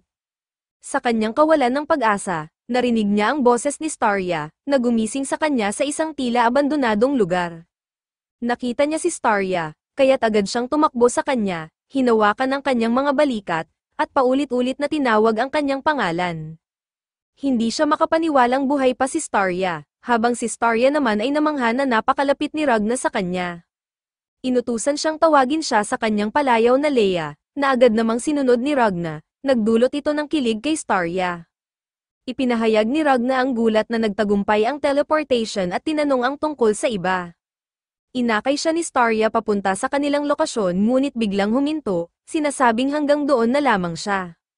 May iba siyang kailangang gawin, ang magpanday ng espada na matagal na niyang pinapangarap, ang Silver Comet Sword. Hindi pa malinaw kung paano ito magiging ganap, ngunit sa langit, isang Silver Comet ang dumaan. Habang ipinaliwanag ni Starya ang tungkol sa Silver Comet na dumaan noon at naging pinagmulan ng lahat ng Silverine, sinabi niyang nais niyang lumikha ng isang espada na karapat-dapat para kay Ragna. Biglang gumuho ang lupa sa ilalim ni Ragna, dahilan upang mahulog siya. Habang siya'y bumabagsak, ipinahayag ni Starya ang kagustuhan niyang muling makita siya. Sumigaw si Ragna, ngunit nagising siya mula sa panaginip, nalulugod na kahit paano ay nararamdaman pa rin niya ang presensya ni Starya. Habang iniikot niya ang paningin, napansin niyang siya'y nakabenda at nasa loob ng isang tent kung saan natutulog ang ilang sundalo. Lumabas siya at nakita na nasa isang kampo siya sa parehong abandonadong lugar mula sa kanyang panaginip. Naroon din si Slime, sinusubukang pasayahin ang mga sundalong nalulumbay sa kanilang pagkatalo. Lumapit si Ragna, at natuwa si Slime nang makita siyang gising na. Dinala siya ni Slime sa mga Celerian Coolies, na nagtangkang pagalingin siya kahit mahirap ito dahil sa reaksyon ng kanyang Silverine sa magic. Nagulat si Ragna nang makita ang mga Coolies, nakahawig ni Tomoa. Agad siyang nagdesisyon na patayin ang isa sa kanila, ngunit pinigilan siya ni Ike, na ipinaliwanag na nagtatrabaho ang mga Coolies para sa Celerian Church. Kailangan pa ring linawin ng mga Coolies kung bakit sila lahat ay mukhang si Tomoa. Ipinaliwanag na ang pinakamalalakas na Dragon Hunters ay miyembro ng grupong Dragon Scourge, isang elite na grupo na nilikha ng Celerian Church, na sumasamba sa araw na Diyos. Ang bawat miyembro ay binibigyan ng titulong Saint, at isa sa mga santo ay si Kar'ula, na may kapangyarihang kontrolin at manipulahin ang oras. Napaka-espesyal ng kakayahan ni Kar'ula kaya't nagdesisyon ang simbahan na gumawa ng hukbo ng kanyang mga clone matapos siyang mamatay. Ginamit ang mga Kar'ula clones bilang mga manggagamot, kahit pa nga kayang buhayin ang mga sundalong lumalaban sa mga dragon. Ngunit hindi perpekto ang mga clone, karaniwang tumatagal lamang sila ng 4 na taon, dahil nababawasan ang kanilang lifespan tuwing ginagamit nila ang time magic. Ang karamihan sa mga clone ay may kaunting kapangyarihan kumpara sa orihinal, ngunit si Clone 19,835 ay isang eksepsyon. Si Clone 19,835 ay may damdamin at kakayahang gamitin ang lahat ng kapangyarihan ni Kar'ula, na nagbigay sa kanya ng mas mahabang buhay. Siya ang naging pinuno ng isa sa mga frontline bases ng simbahan. Isang araw, nagkasala si Kar'ula sa pinakamalaking paraan, pinagaling niya ang isang batang dragon na naging sanhi ng lagim sa simbahan. Makalipas ang 8 taon, nagpakita ang araw na Diyos upang parusahan siya. Sinira ang lahat ng Coolies na ginawa pagkatapos niya, at siya'y hinatulang bitayin. Sa biglang pag-freeze ng oras, lumitaw ang isang batang bersyon ni Kar'ula at inalok siyang maging lingkod nito. Ang batang iyon ay ang Dragon God, na walang pisikal na anyo at nagbabago depende sa nais ng kanyang mananampalataya. Ayaw ni Kar'ula na mamatay at nais niyang mailigtas, kaya pumayag siyang maging lingkod ng Dragon God. Binuhusan siya ng dugo ng dragon at ginawang Dragon Monarch, na may kapangyarihang halos kapantay ng Dragon God. Kasama nito, binigyan siya ng bagong pangalan, Tomoa. Naging pinuno siya ng grupong Blood of the Wing, ang 13 Dragon Monarchs na nagsimulang patayin ang sangkatauhan dahil iniutos ito ng Dragon God. Nagsimula ang lahat dahil sa pagmamahal ng Dragon God sa isang tindahan ng pastry sa lungsod ng Dapo, sa kaharian ng Le. Pinrotektahan ng Dragon God ang lungsod mula sa mga pag-atake ng dragon upang mapanatili ang kanyang paboritong tindahan ng pastry. Sa kasamaang palad, ang pastry shop na mahal ng Dragon God ay ninakawan at tuluyang nagsara. Dahil dito, nalungkot ng sobra ang Dragon God, nagwala tulad ng isang bata, at nagdesisyong wasakin ang buong kaharian. Matapos ipaliwanag ng mga Coolies kung bakit kahawig nila si Ultima, hiniling nila kay Ragna na maging isang Dragon Scourge upang matulungan ang mga refugee. Tumanggi si Ragna kahit pa nangako sila ng magagandang benepisyo. Dahil dito, tumanggi rin silang tulungan ang mga refugee, dahil nabigo si Starya na maging Dragon Scourge, at ayaw ni Ragna na pumalit sa kanyang lugar. Habang nag-iisip si Ragna, napansin niya ang isang liwanag mula sa isang abandonadong gusali, si Chimera iyon, na nagbibigay ng signal para pumunta siya roon. Tinanong niya ang pangunahing Karula kung bakit hindi tinutulungan ng simbahan ang mga refugee. Ipinaliwanag nito na tumutulong lamang sila sa mga karapat-dapat maging Dragon Scourge, dahil ang mga ito'y itinuturing na himala ng Diyos. Nabigo si Starya, ngunit hindi si Ragna, kaya't iyon daw ang kalooban ng Diyos. Nagalit si Ragna at sinuntok ang mesa, sinabi niyang kung tunay na makapangyarihan ng Diyos, bakit hindi niya personal na patayin ang mga dragon. Ipinangako niya na papatayin niya si Tomoa kapalit ng pagtanggap ng simbahan sa mga refugee. Dinala ni Ragna si Slime at pumunta sa abandonadong gusali upang makita si Crimson. Sa Globe Chamber, tuluyang pinagaling siya ni Crimson, na naayos na rin ang chamber dahil sa kakayahan nitong mag-self-repair. Dagdag pa, wala nang magawa si Crimson nitong nakalipas na 2 araw, kaya naayos niya ito at na-reconnect sa kanyang base sa buwan.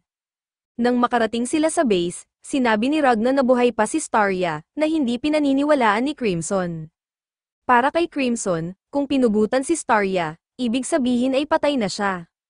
Ngunit ipinaliwanag ni Ragna na noong dulo ng laban, naramdaman niyang konektado pa rin sila sa pamamagitan ng kanilang aura. Bukod dito, ibinalik ni Walter Comway ang ulo ni Starya sa katawan nito, na parang magnet, at kinuha pa niya ang buong katawan nito, isang bagay na hindi niya kailangang gawin kung ulo lang ang mahalaga. Sa kabila ng paliwanag, hindi pa rin kumbinsido si Crimson. Sinabi ni Ragna na gusto niyang ipaalam sa mga sundalo na buhay pa si Starya at gusto niya siyang makita muli. Humiling siya ng tulong kay Crimson, ngunit tumanggi ito.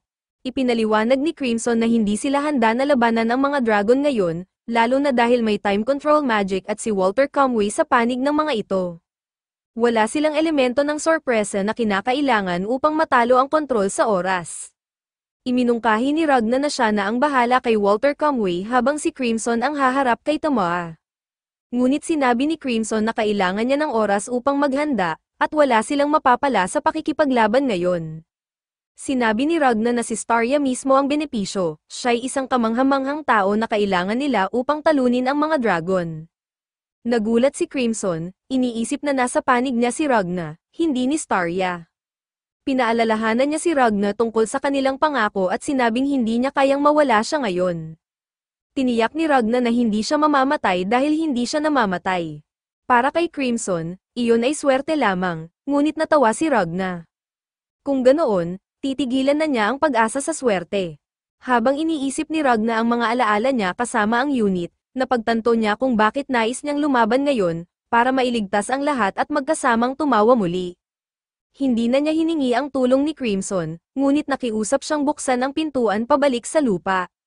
Napagtanto ni Crimson na nagkamali siya, si Ragna ay hindi na lamang basta isang makapangyarihang tao na kaya niyang kontrolin. Wala na siyang magagawa tungkol dito, binuksan ni Crimson ang pintuan pabalik sa lupa ngunit binalaan si Ragna na pagsisisihan niya ito. Habang papalapit si Ragna upang buksan ang pinto, bigla siyang nakaramdam ng pagkahilo at bumagsak sa sahig. Tumalab ang lason na ininom niya noong una silang nagkita, na nilikha upang umaksyon kapag sinubukan niyang iwan si Crimson. Labis ang pagkadismaya ni Crimson, tinawag siyang isang, walang silbing kasangkapan. Sinabi niya na ang tanging mahalaga sa kanya ay ang Silverine Battle Arts ni Ragna, na maaari niyang kopyahin sa iba. Dagdag pa, maaari niyang manipulahin ang utak ni Ragna at gawing zombie, na ani ay magiging, nakakatawa.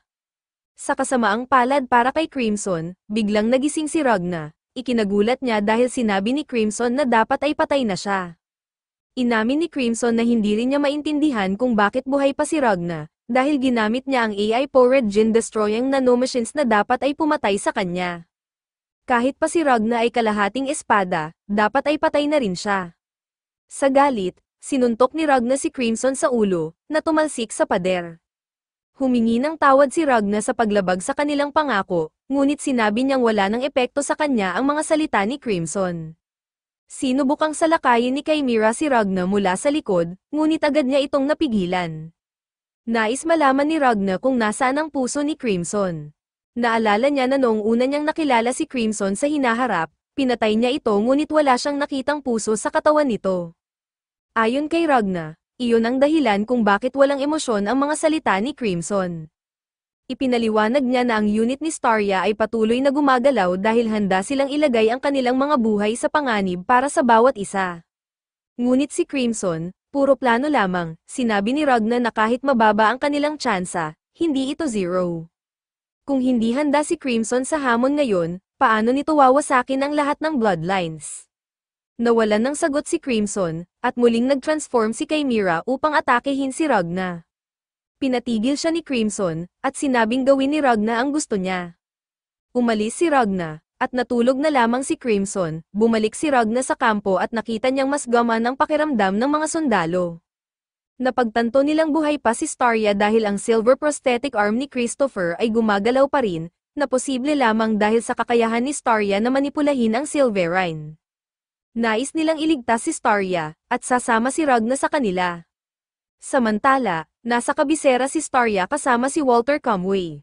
Buhay pa siya, ngunit nang magising siya, litong-lito siya. Ipinaliwanag ni Walter na ang ulo ay maaaring muling kumonekta kung agad itong ibinalik matapos pugutin.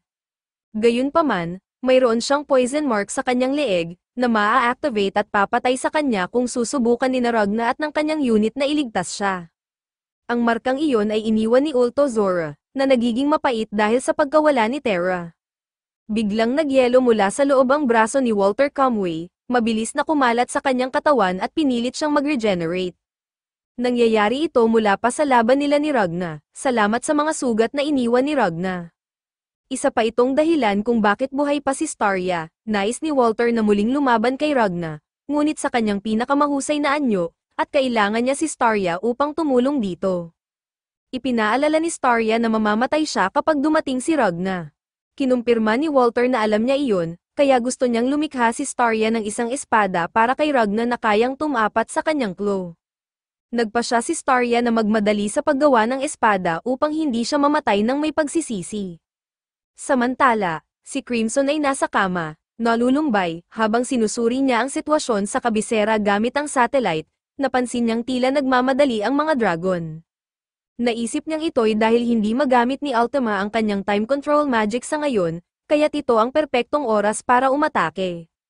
Tinipon niya ang kanyang mga lingkod at naghanda para sa labanan kasama sina Ragna at ang unit ni Starya. Umalis sina Ragna at ang unit sa tulong ni Nafu at ng mga Kulez. Pagdating nila sa kabisera, biglang nag-activate ang marka sa leeg ni Starya at sinakal siya. Dito nalaman ni Walter Comway na naroroon na ang kalaban. Ang mga sundalo ay nagsimulang bumaba sa lupa at napansin nilang hindi sumisikat ang araw dahil sa barrier ni Nebula. Napansin din sila ni Borgias at sinimulan ang pag-atake. Si Walter Comway naman ay naghihintay kay Ragna. Sinabihan si Ragna ng mga sundalo na magpunta na kay Walter, kaya agad siyang umalis. Samantala, naramdaman ni Nebula ang isa pang presensya ngunit hindi niya matukoy kung saan ito nanggagaling. Dumating si Crimson gamit ang kanyang teleportation room, na nakalutang sa itaas ng barrier. Napansin niyang hindi pa rin nag-stop time ang mga dragon, kahit ito sana ang kanilang pinakamalaking kalamangan. Kinumpirma nitong hindi na nila magamit ang kanilang time control magic, kaya't nag-deploy siya ng higanteng robot ni Golem gamit ang spatial connection. Nagpanik si Nebula dahil hindi niya inaasahan ang interference at tinawag si Borgias upang harapin ang makina. Napansin ni Ragna na dumating si Crimson, gaya ng kanyang inaasahan, habang patungo siya kay Walter. Pagdating niya, nakita niya si Starya na nasa bingit ng kamatayan, habang naghihintay si Walter Comway. Tumakbo siya papunta kay Starya, at nagdesisyon si Walter na umatras upang bigyan sila ng pagkakataong magpaalam. Kinalong ni Ragna si Starya at nakita ang malubhang kalagayan nito habang kumakalat ang lason sa kanyang katawan. Dumating siya para sa kanya, tulad ng ipinangako, ngunit ano ang magagawa niya para sa isang taong malapit ng mamatay? Kung subukan niyang i-freeze ang lason, baka pati siya'y magyelo. Naalala niyang maaaring matulungan siya ng Celerian o ni Crimson, ngunit wala ng oras. Ipinakita ni Starya ang espada na ginawa niya para kay Ragna, sabay sabing kunin na ito. Kinuha ito ni Ragna at naalala ang Silver Comet mula sa kanyang panaginip. Humingi ng paumanhin si Starya dahil hindi niya nagawang lumikha ng mas mahusay na espada kaysa dito, kaya't hindi niya natupad ang kanyang pangako. Pinagsisisihan niya ang pagiging hindi sapat, dahil hindi matatalo ni Ragna ang claw ni Walter Comway gamit ang espadang ito. Habang malakas na umuubo at lumuluha, nararamdaman na ni Starya ang kanyang nalalapit na wakas. Sinabi niyang sa susunod, Gagawa siya ng isang mas makapangyarihang espada na karapat-dapat kay Ragna, ngunit alam nilang wala nang susunod para sa kanya. Naging balisa at galit si Ragna, gusto niyang pareho silang mabuhay at magtawanan muli, ngunit kung hindi mangyayari iyon, gusto niyang panoorin siya ni Starya habang lumalaban. Nangako siyang gagamitin ang espada na ito upang talunin si Walter Comway. Kahit hindi siya makita ni Starya, magningning siya ng husto upang wala itong ibang magawa kundi makita siya. Dumating si Nazarena at kinuha si Starya, pinapayagan si Ragna na harapin si Walter. Kung mamatay si Starya, malulungkot si Ragna, ngunit magpapasalamat din siya na nakilala niya ito. Kaya't sinabi niya na dapat panoorin siya ni Starya hanggang sa wakas, dahil mula ngayon, magiging mas malakas siya kaysa sa kanyang hinaharap na sarili. Bumaba si Walter Comway, at agad na inutusan siya ni Ragna na mag-transform na bilang dragon. Ngunit nais ni Walter na ituloy muna ang kanilang laban mula sa dati at ipakita ang kanyang claw.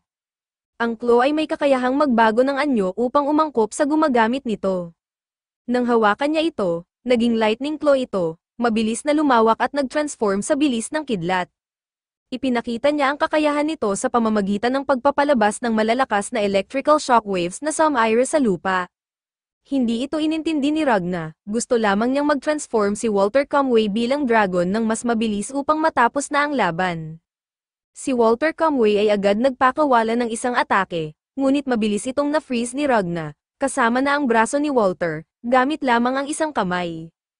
Agad siyang sumugod at pinutol si Walter Comway sa dalawa, na labis na ikinatuwa nito.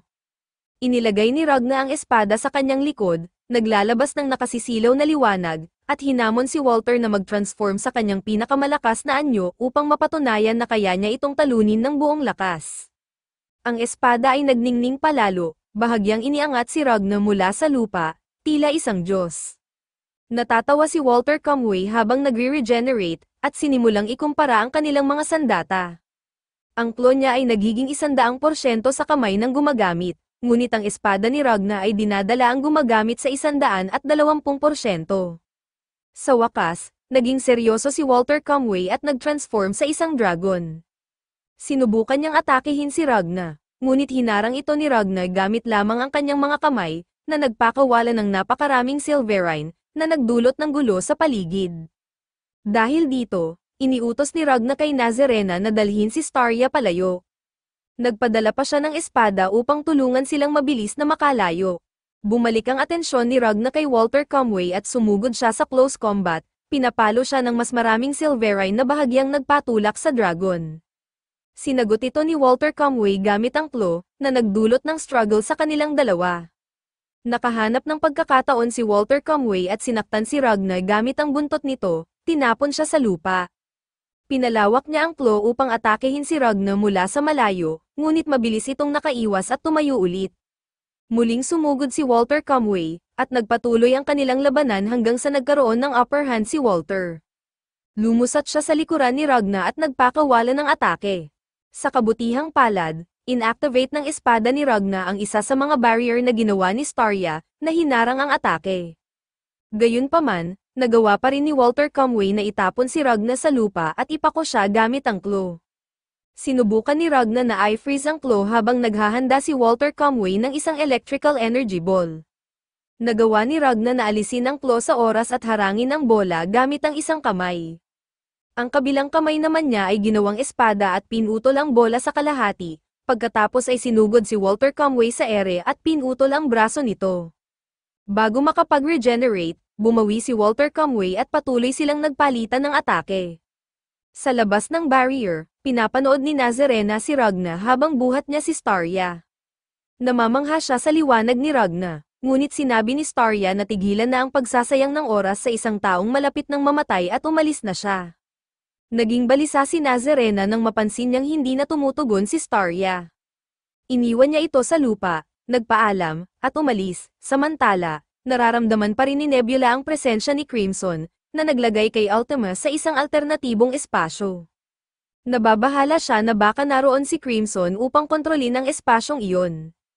Nagsimula ng mag-cast ng spell si Crimson upang sirain ang mga barrier ni Nebula.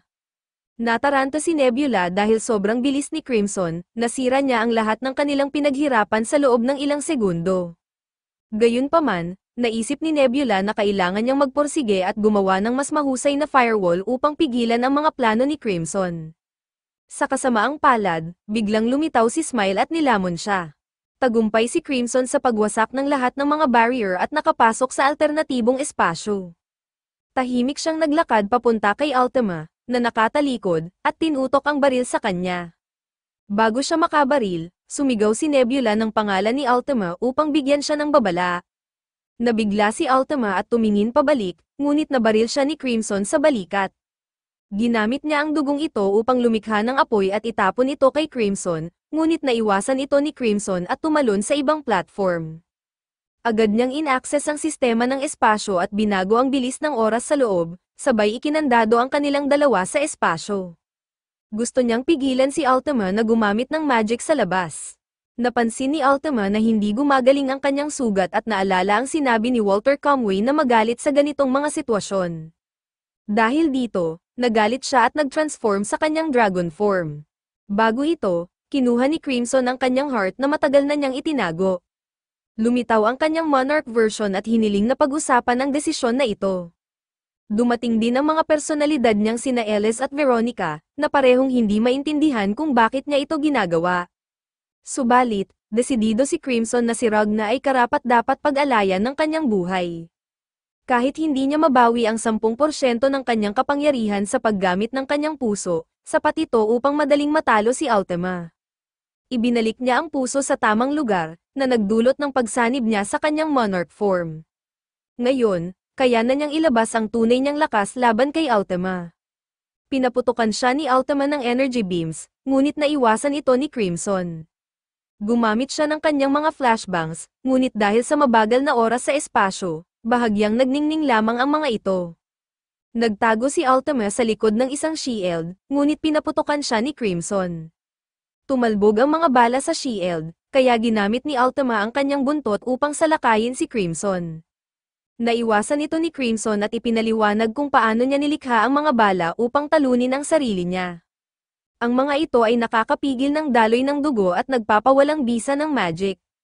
Dahil parehong gumagamit ng time control si Crimson at Ultima, magkatulad ang kanilang daloy ng dugo, kaya't magiging epektibo rin ang bala kay Ultima. Pinaputukan muli ni Crimson si Ultima ng isang bala na pinabilis ng 50 beses. Habang bahagyang nagningning muli ang mga flashbangs, nasugatan si Ultima at ang balay tumama sa kanyang pakpak, nawasak ang kanyang shield, at nahulog siya sa isang sirang haligi. Sumunod si Crimson at pinabilis ang isa pang bala habang si Ultima ay naglabas ng matinding enerhiya sa takot. Samantala, sa labas ng espasyo, kinalaban ni na Christopher at Fu si Altozora. Bago siya tuluyang natalo, ginamit ni Altozora ang kanyang lihim na sandata upang atakehin sila. Ngunit mabilis na dumating si Ike at in-freeze siya bago niya magamit ang kanyang buong lakas. Patuloy ang laban ni Crimson kay Ultima at napagtanto niyang masyadong malakas ang mga energy bursts nito. Bagamat siya ang pinakamahina sa mga monarchs, napakalaki ng reserba niyang magic, kaya niyang talunin ang karamihan sa mga superior dragons sa pamamagitan ng sunod-sunod na atake.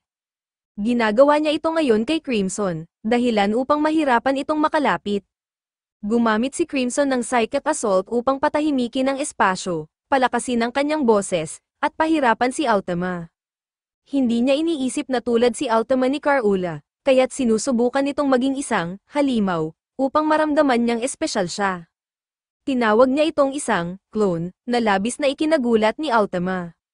Ininsulto rin ni Crimson ang Dragon God, sinabing nagwasak ito ng isang kaharian dahil lamang sa isang cake shop, na ani ay napakabata ng ugali. Inilarawan niya ito kung paano rin ito nakikita ni Ultima, isang batang Carula, katulad ng kanyang mga kapatid na namatay dahil sa kanya. Nagsimulang magpanik si Ultima at inalala ang kanyang mga nagawa sa nakaraan. Nais lang niyang maging mabait at hindi pumili kung sino ang ililigtas, ngunit sa totoo'y nais lang niyang iligtas ang sarili niya. Samantala, si Borgias ay galit na galit sa pagkamatay ni Nebula. Pumasok siya sa silid kung saan nilalantakan pa rin ni Slime ang katawan nito. Pinulbos niya si Slime kasama ang gusali, na nag-iwan ng kalansay ni Nebula. Labis siyang nasaktan ngunit naalala niyang ang pinakamahalaga ay protektahan si Ultima. Matapos magluksa, nagawa niyang wasakin ang mga pader ng alternatibong espasyo. Tamang-tama ito nang si Crimson ay handa ng barilin si Ultima, na umiiyak na sa takot. Tinawag siya ni Borgies upang tumakas sa butas na ginawa niya sa pader. Sinubukang tumakas ni Ultima, ngunit hinabol siya ni Crimson. Nagpakawala siya ng mga energy bursts upang pigilan ito, ngunit naiwasan lahat ni Crimson habang patuloy na nagpaputok ng baril. Sa labas, si Chimera ay hindi nakaligtas, ngunit ang buntot niyang ahas, si Snake, ay nabuhay pa. Nagpalit ng lugar si Snake at nagmanifest sa kanyang anyong tao. Agad naramdaman ni Borgies ang presensya niya, at labis na nagulat sa pagtataksil nito sa Dragon God. Sa galit, pinakawala ni Borgies ang isang napakalaking magic slash, ngunit hindi ito tumama kay Snake. Gumanti si Snake gamit ang isang napakalakas na teknik na tinawag na World Collapse, na nagdulot ng pagsabog sa loob ni Borgies. Wasak din ang lahat sa daan nito, kasama na ang alternatibong espasyo at ang barrier ni Nebula.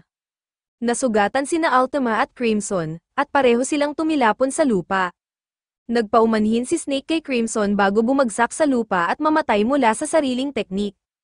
Nawala ang barrier, kaya't sumikat ang araw at sinunog si Borgies. Habang nagliliyab, tinawag niya si Walter Comway upang protektahan si Ultima, dahil siya na lang ang natitira. Ngunit dumating si Ike at tuluyang pinugutan si Borgies. Ang natitirang unit ay tumakbo papunta kay Ultima, nasugatan at nakahandusay sa lupa. Samantala, si Walter Comway ay patuloy na nakikipaglaban kay Ragna. Bagamat mas mabilis si Walter, nahihirapan siyang makakuha ng kalamangan sa laban. Ginagawa ni Ragna ang lahat, umaatake, nagtatanggol, at umiilag sa bawat galaw ni Walter Comway. Ginamit ni Walter ang kanyang claw upang atakehin siya mula sa lahat ng direksyon, baluktutin ito ayon sa kanyang kagustuhan, ngunit mabilis na umiilag si Ragna bago mag-counterattack. Naharang ni Walter ang kanyang atake, ngunit nanganganib na magyelo ang kanyang claw. Habang patuloy niyang hinarang ang mga atake, napagtanto niyang unti-unting nalalampasan siya ni Ragna. Biglang pinutol ni Ragna ang kanyang mga binti at buntot, dahilan upang mabitawan ni Walter ang kanyang claw.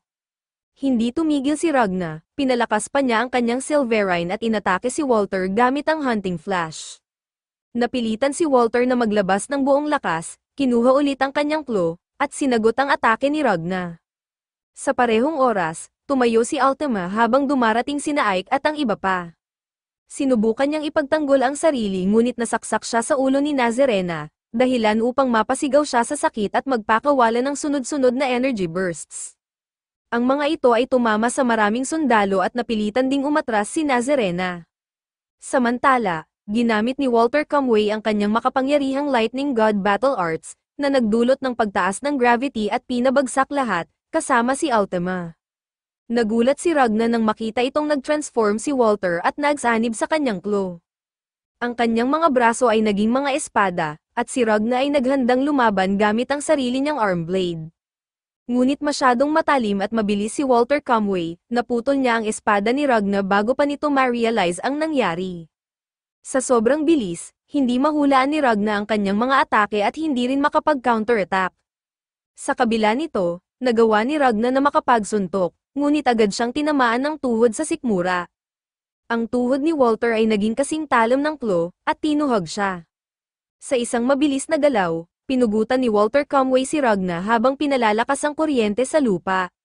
Samantala, si Crimson, na nawawalan na ng maraming dugo mula sa kanyang sugat, ay narinig si Slime na gumagala at naghahanap ng pagkain. Tinawag niya ito, kasama ang isang babae mula sa unit ni Starya. Biglang nagkaroon ng napakalaking pagsabog mula sa atake ni Walter, at ang shockwave nito ay nagpalipad ng lahat sa paligid. Ang ulo ni Ragna ay tumilapon habang si Walter ay naghahangad ng makita ang Clawed Monarch. Sa tuktok ng kanyang lakas, nais niyang hanapin ito, pati ang Dragon God, at talunin silang dalawa. Ngunit ginulat siya ni Ragna nang muling maglabas ng napakalaking hunting flash, na nagtulak kay Walter sa kailaliman ng lupa. Sa kabila nito, nabasag ang sariling espada ni Ragna mula sa matinding lakas ng kanyang atake. Ibinalik ni Ragna ang kanyang ulo sa katawan at ginamit ang Silverine upang pagalingin ang sarili. Bagamat nasa matinding sakit, tumanggi siyang hayaan si Walter Comway na gawin ang gusto nito. Gumapang si Tama patungo kay Walter, ngunit sinigawan siya nitong huwag makialam. Habang naghanda si Ragna, Mabilis na sumugod si Walter, ginamit ang kanyang pinakamakapangyarihang anyo, na kayang durugin maging ang araw, ngunit bago pa siya makalapit, pinakawalan ni Ragna ang isang perfected hunting flash, mas mabilis pa sa tunog at kidlat, na 2 beses siyang pinutol, nagdulot ng napakalawak na pagsabog, at ganap na nagpawi kay Walter. Sa huling sandali ni Walter, naisip niya kung paano niya ninakaw ang lahat ng kapangyarihan ngunit hindi maunawaan ang kay Ragna, kaya't hindi niya ito manako. Tinapon niya ang kanyang claw kay Ragna, ngunit hinarang ito ng espada bago siya bumagsak. Nasaksihan ni Ultima ang lahat, hindi makapaniwala sa pagkawala ni Walter, kaya naglabas siya ng napakalakas na magic, nagpahinto ng oras, at nagkaroon ng pag-asang may rewind ang lahat upang maibalik ang mga nawala. Ngunit bago niya magawa, binaril siya ng babae mula sa unit ni Starya gamit ang baril ni Crimson. Lumuhad ang babae sa pagsisisi, ngunit namatay si Ultima sa lupa. Samantala, inilok muli ni Crimson ang kanyang puso, iniwan ang anyo niyang monarch, at ibinalik ang kanyang katawan sa normal. Tahimik ang battlefield, puno ng mga bangkay ng sundalo, habang nakaupo si Ragna, hawak ang natitirang piraso ng kanyang espada. Sa kanyang bisyon, nakita niya ang hinaharap na sarili na nagtanong kung siya'y nagsisisi. Sumagot si Ragna na hindi, dahil hindi siya magtatagumpay ng walang tulong ng iba. Malungkot siya ngunit determinado, matitiis niya ang kalungkutan, ngunit hindi titigil sa pagpatay ng mga dragon kahit mag-isa. Nagising siya mula sa bisyon at natagpuan ang sarili sa isang pod. Dinala siya ni na Crimson at Gollum sa isang silid kung saan natutulog si Starya. Ipinaliwanag ni Crimson na ganap nang gumaling si Starya mula sa lason ni Ultima Zora gamit ang lunas na ibinigay ni Ultima bago siya pinatay ni Ike, ngunit nasa koma pa rin siya. Lumapit si Ragna sa kama ni Starya, masayang buhay pa siya, habang naalala ang pangakong gagawa siya ng espada para sa kanya, umiyak si Ragna, naniniwalang gigising din si Starya balang araw, matapos ipunin ang piraso ng kanyang espada at isuot ang kanyang balabal. Umalis siya upang simulan ang susunod na misyon, ang paghahanap sa susunod na bloodline ng mga dragon. Manood ng susunod na video. Kita-kits sa susunod.